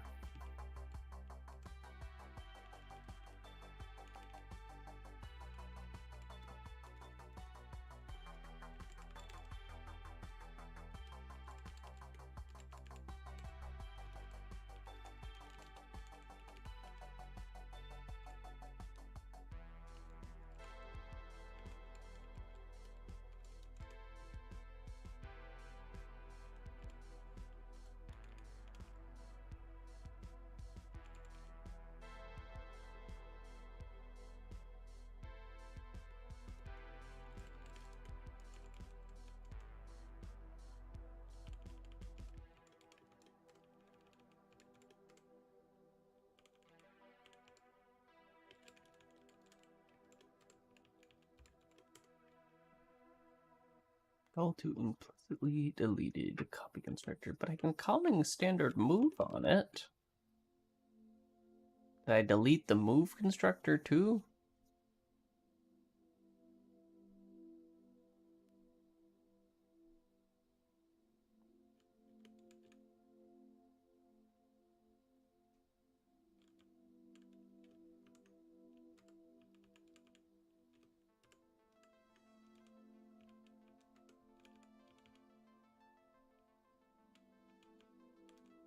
Alright, time to debug result.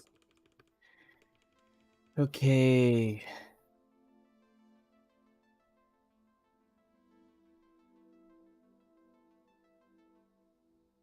Wait a second, could I just get away with standard forward here? For everything? Like...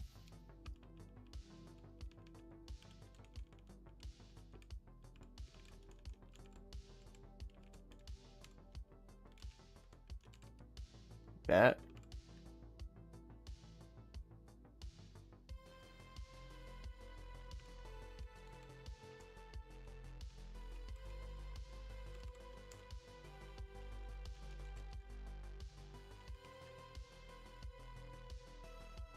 Ambiguous deduction for template arguments of okay.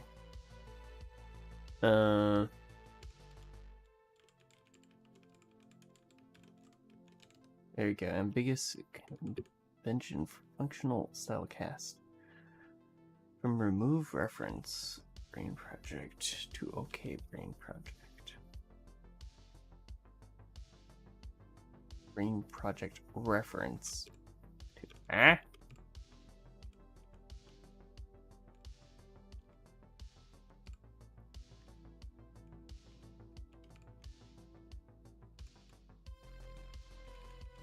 Actually, I think I know what was going on here. So if I go here, and I do move around the entire thing, no, it still doesn't like it.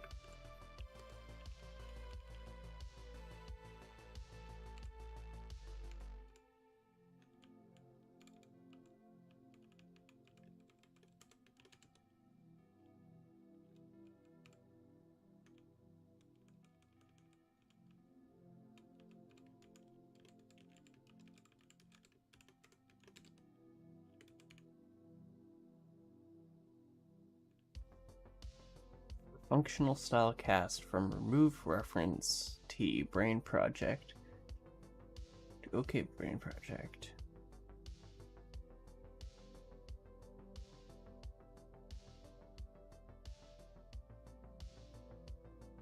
Call to implicitly deleted copy constructor. Wait a second.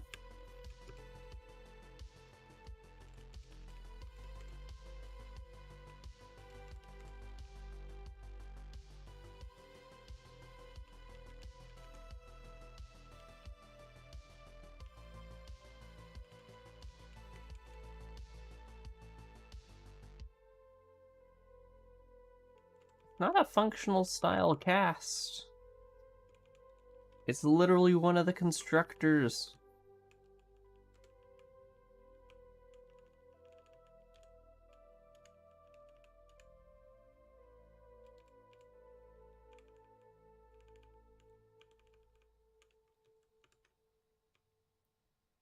result has a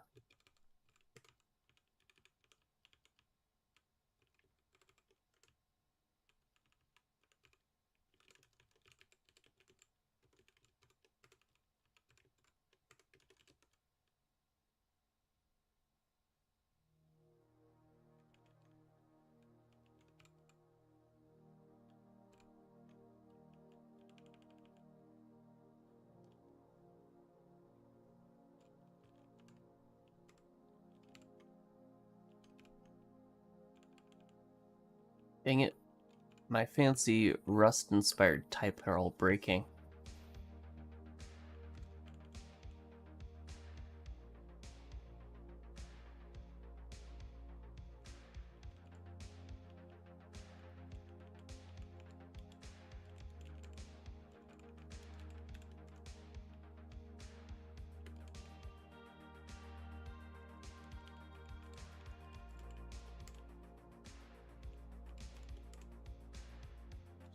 What do you mean ambiguous conversion?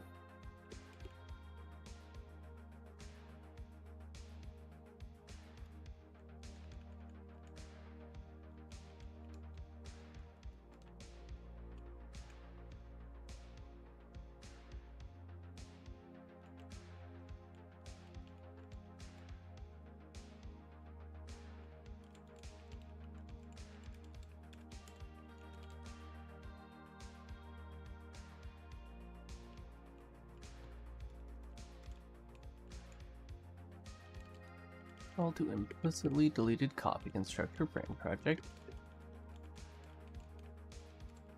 I call forward on it.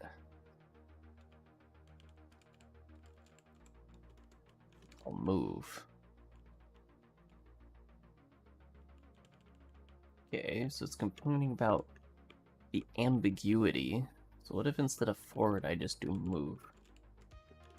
I'm dealing with C++ move semantics. It's saying ambiguous conversion for functional style cast from remove reference type Brane project reference. So basically that just is the type Brane project to OK Brane project. Now I'm not trying to pass in an OK Brane project into here. I'm trying to pass a R value of type. Wait a second. Yeah, R value of type Brane project into the OK constructor.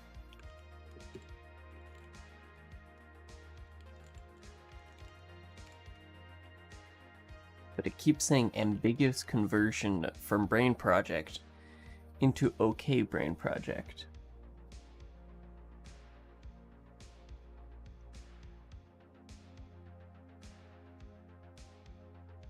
But I'm not trying to do conversion. I'm trying to call the constructor.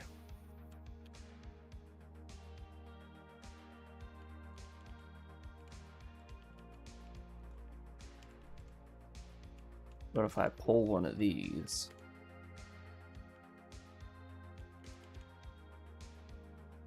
Constructor calls ambiguous.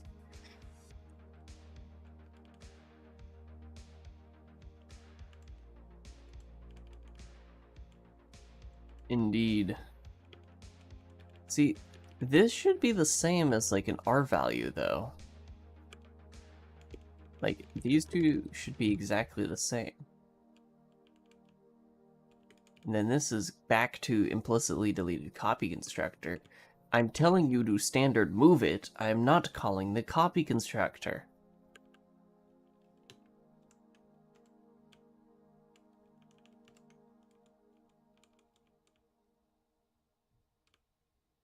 Maybe I should just have this only be that.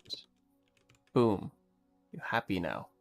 Yes, this is happy now. This probably doesn't even need that anymore. And this is probably fine as well.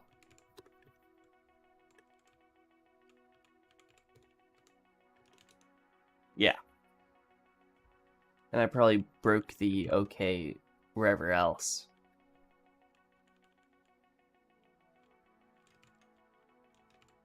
somewhere else it's called, probably. But that's okay. Now I'll just have to explicitly call move on it.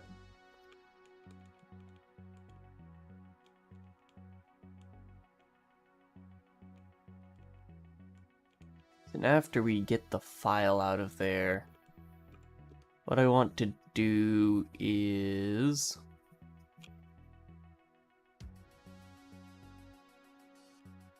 do JSON serializer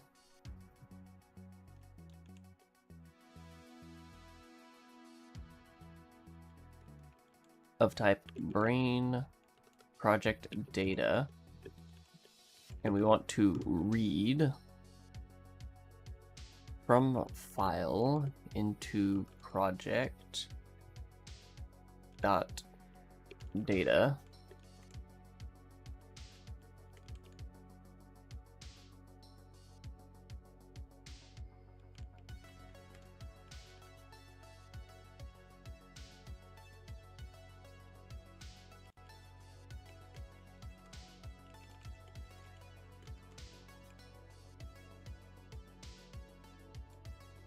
If not res, we want to return res map.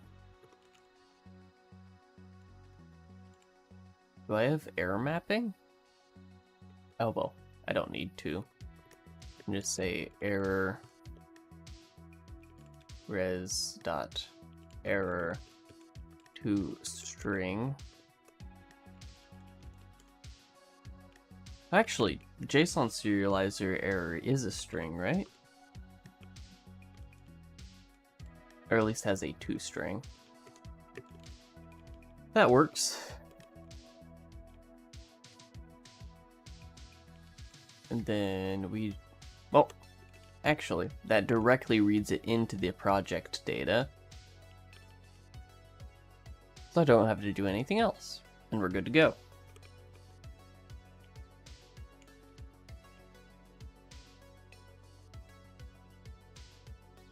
And then for create, I'm gonna try to do something here, which is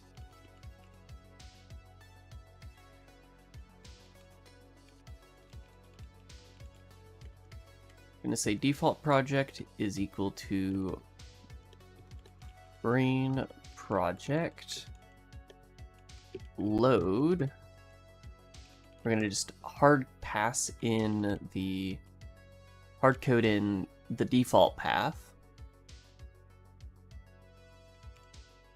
and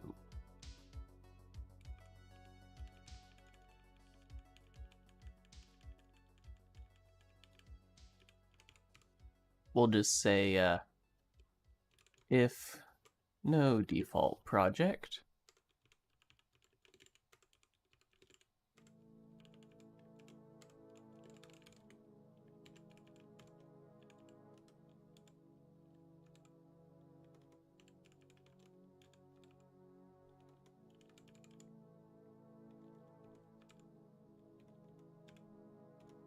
oh, it is already an error.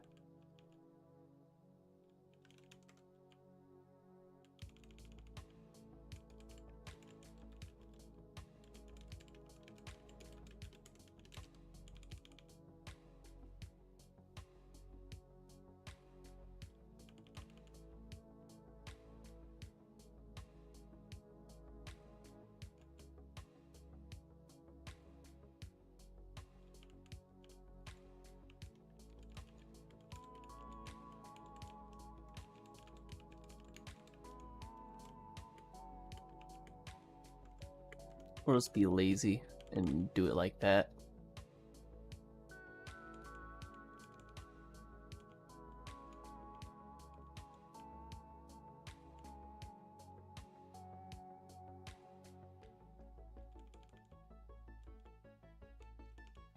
And instead of this, we're gonna say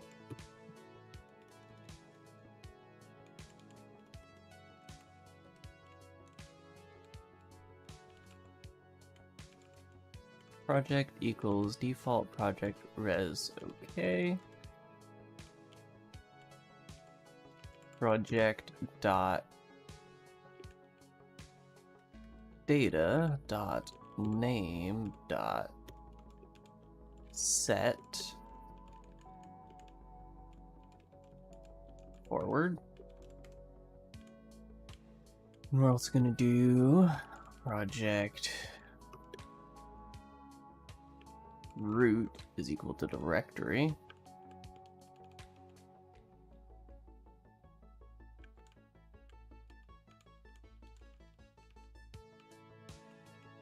Or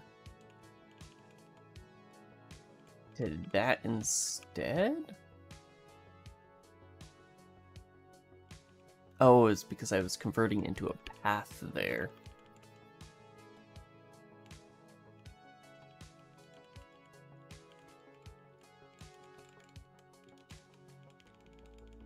So in here, I'll just change this to a path.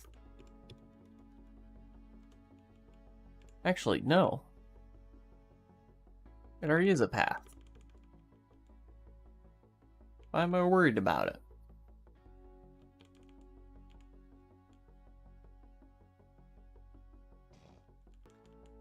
Wait, you saying still using Java for your main renderer implies that you're using other languages for other parts of your whatever you're building. And that is disturbing.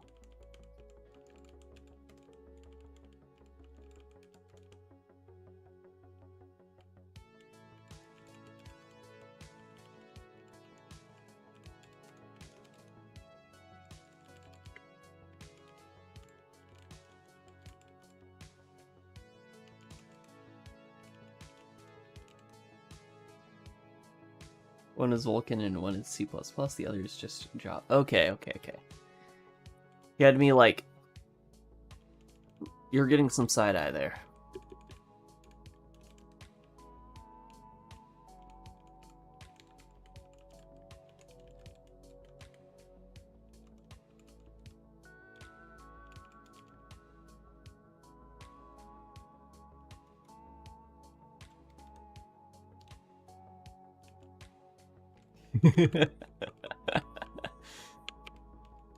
At least we are in agreement.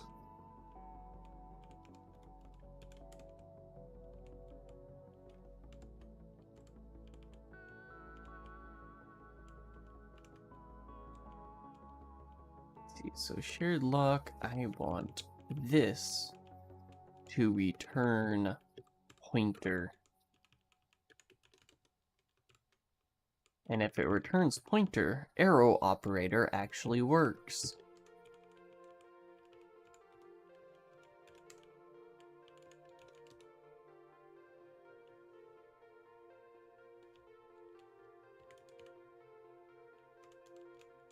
Right, because this wants...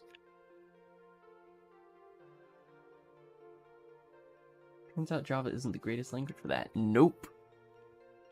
Not at all. It kind of is like...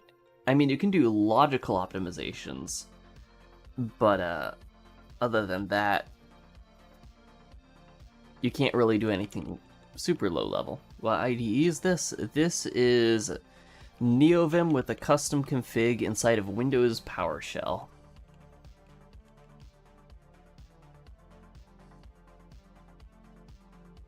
Tail matching member function call to erase. What is open assets pointing to? This is an unordered map, so there is an erase. What is open asset? Open asset is an iterator. Can I say first and have it work?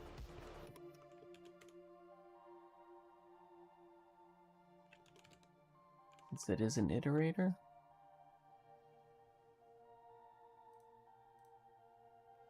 Figure out how to exit? Yeah. Yeah.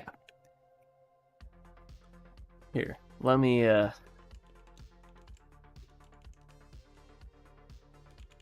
There you go. Oh, joy, it's messing up.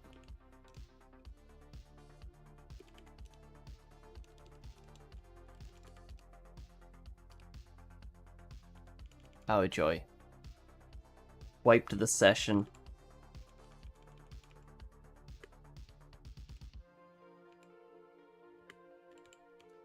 Which file was I in?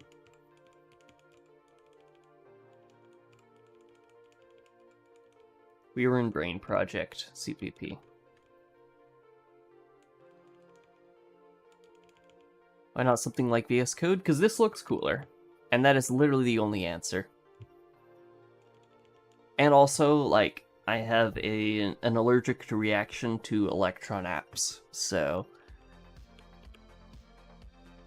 That's the other, like, actual reason. Okay, so why is erase...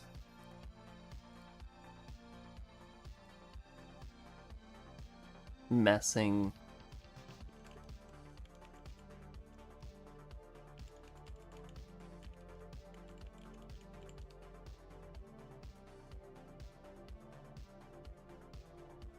So we have an iterator.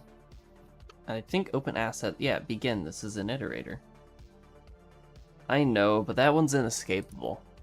I can, however, escape VS Code. And I would use Visual Studio before I used VS Code for any, like, actual major development.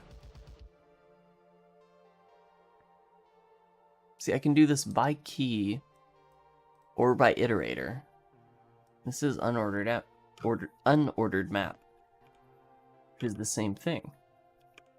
VS Code feels very lacking, extremely lacking when it comes to projects like this.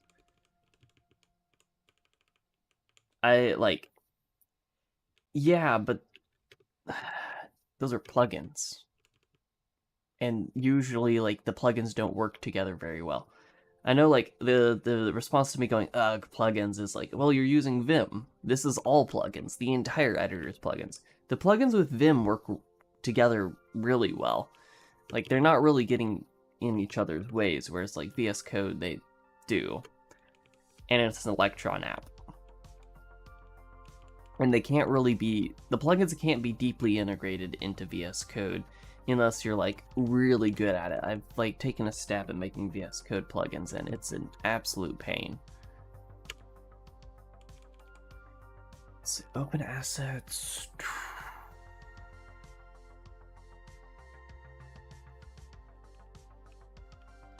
Like, this should just work. This is the correct type to pass in.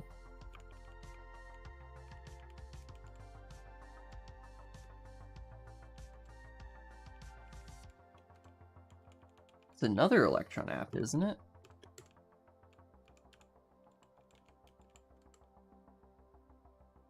See, this is the same exact thing. No matching member call to. Wait a second. Is it? Ah.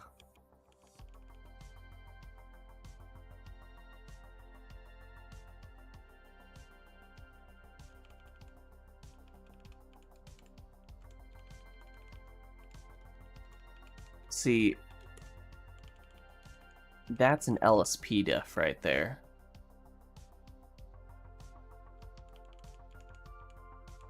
Because it was like, oh, that function doesn't exist, when it should say, you can't call a constant function from a non-constant reference.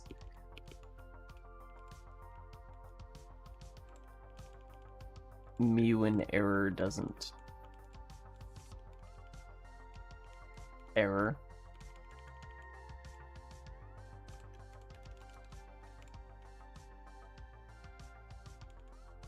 So this should work now? It's not a pointer?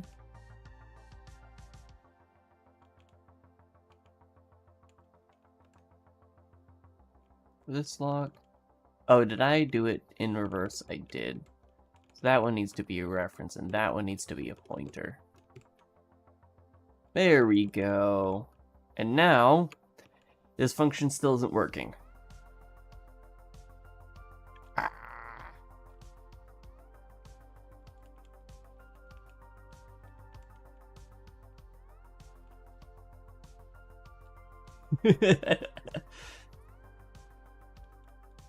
Yep. You just wait till you find out, like, what I'm building. It just doesn't stop. I'm just in this for the love of the game.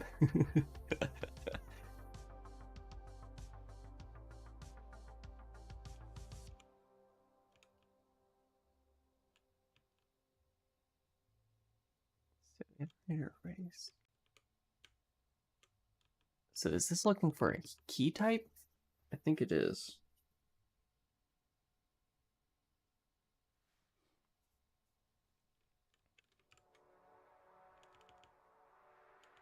But like, this should work now. To the object of type constant hash asset source ID. Okay, wait, what? Open assets hash. Why is it saying that this is a hash?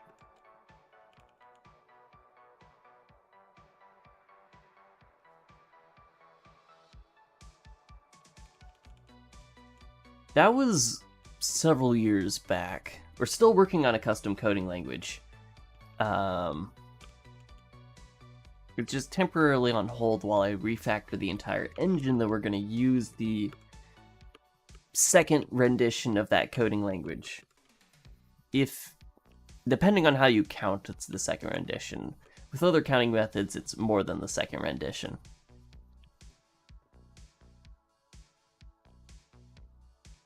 No, here's the iterator. So it can tell that it's from the iterator. Let me just check if this is const iterator. No, it's not.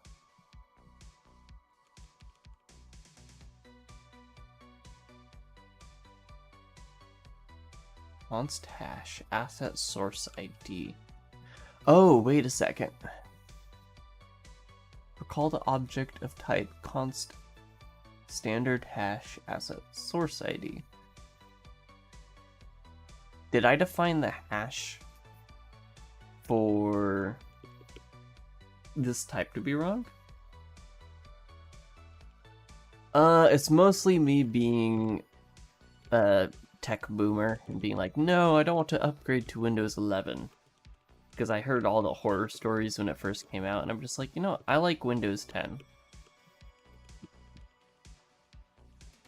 Just going to stay here as long as I can. And slowly atrophy.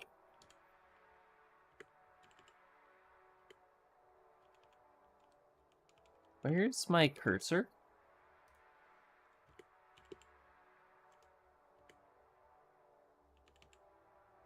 Oh, I'm in caps. I have caps lock on. Or not? Oh.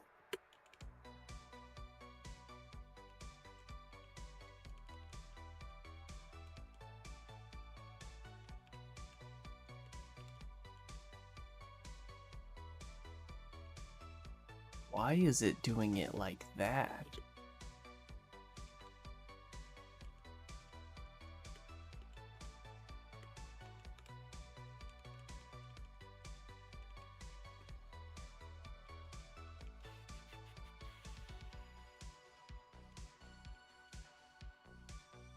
Alright, and now we're gonna look at source ID.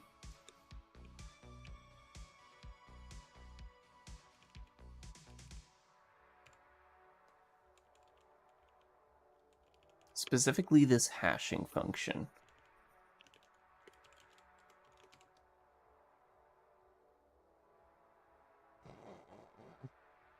Oh, there we go. It was in fact the hashing function for the custom type. Yippee! It's working now though. So we're gonna write file.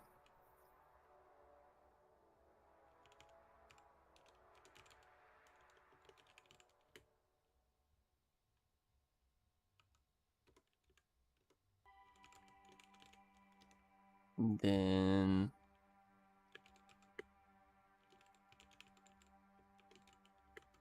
the serialization result is going to be from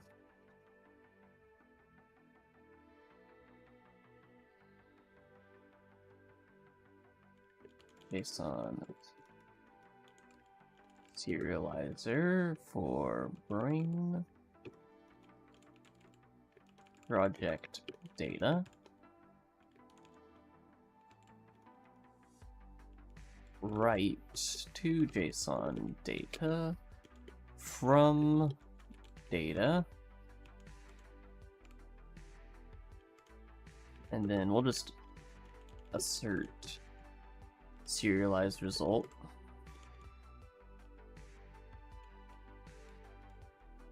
And then we're just gonna write JSON data. And since I'm not actually doing... Am I doing anything where I need to check if this has unsaved changes or not?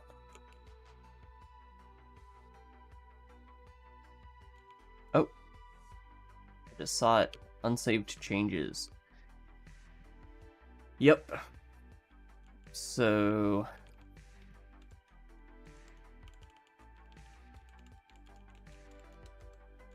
the way that I'll handle this is just by making Brane project data a saveable object instead, and that literally does not change anything about any of our implementation, I think. It's kind of funny, it gives up error checking halfway through.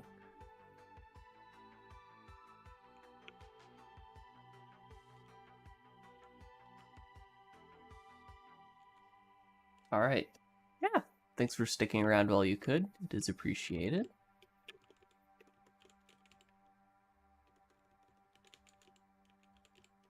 Savable object. Now it is a savable object. Now...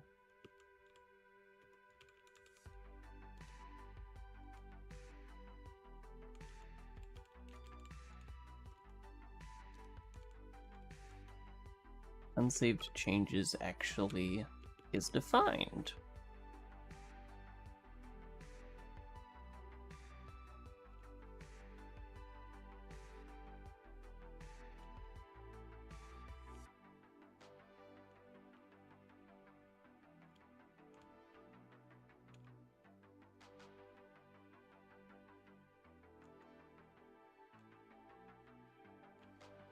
And we don't need to check if the project's loaded anymore. If it exists, it is loaded.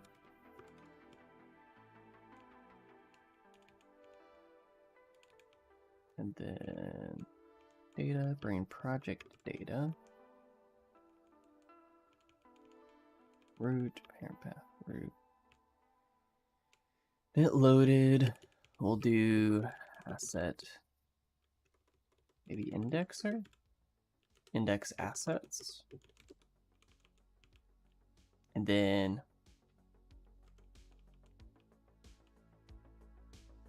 we are not going to use file watcher. File watcher will be, yeah.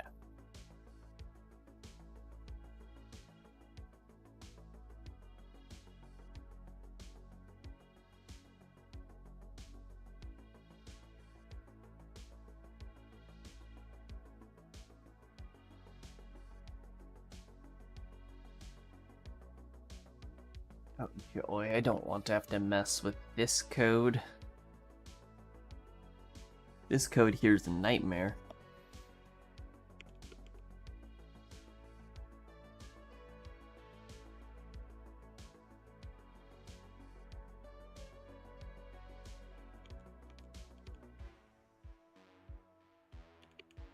Something's good. I don't have to deal with asset IDs anymore from the Brane project.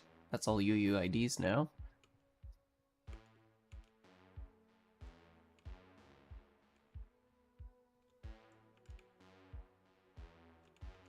Too many errors emitted.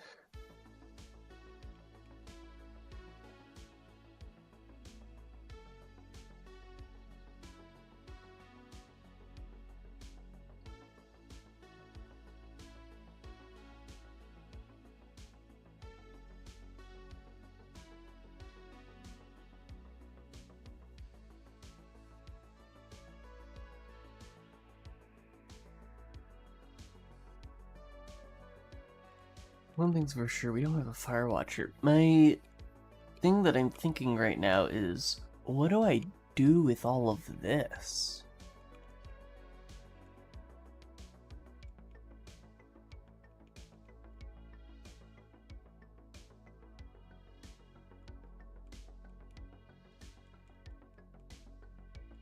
I guess all of this goes into the asset indexer.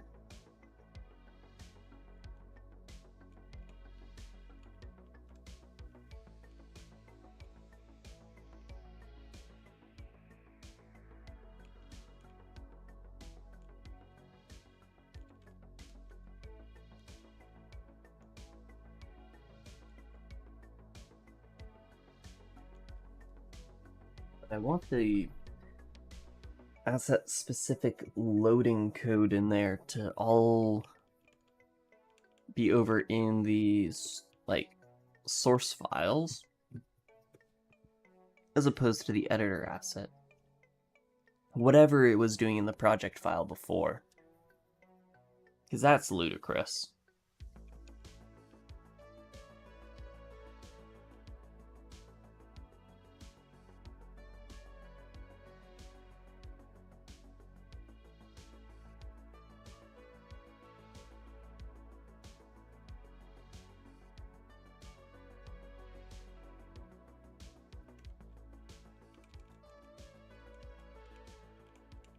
Here we have all the asset locations.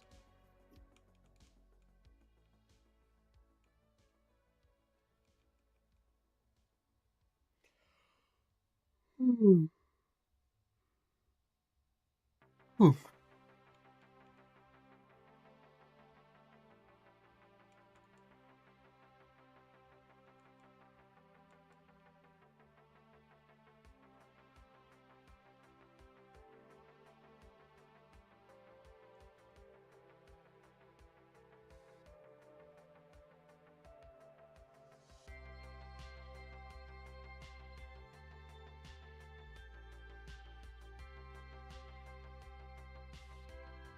I guess I should add a listener.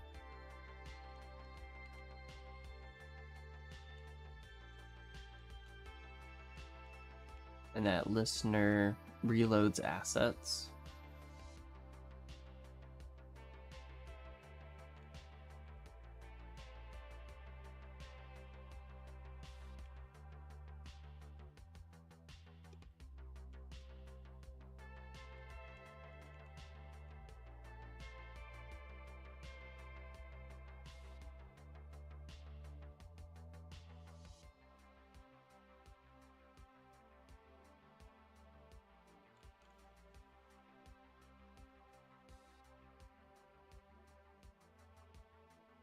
Alright. Brane is pretty cooked. I'm gonna go check. It's Friday, so I think my family made pizza. Probably while I was streaming. So I'm gonna go check, see if there's pizza downstairs. If there is pizza, I'm gonna eat the pizza. This is the plan. And then I'm gonna come back, possibly play a couple games of League, and then start coding off stream. But yeah, I think good work got done this stream. Just more like very abstract refactors at this point. And it's going to feel so good if this works the way that I'm envisioning it when it's finally all like put together and stuff. And it'll be very... it will be good. It will be very good. Yes. But yeah, to those of you who have kept watching, thank you very much. It is appreciated. Farewell.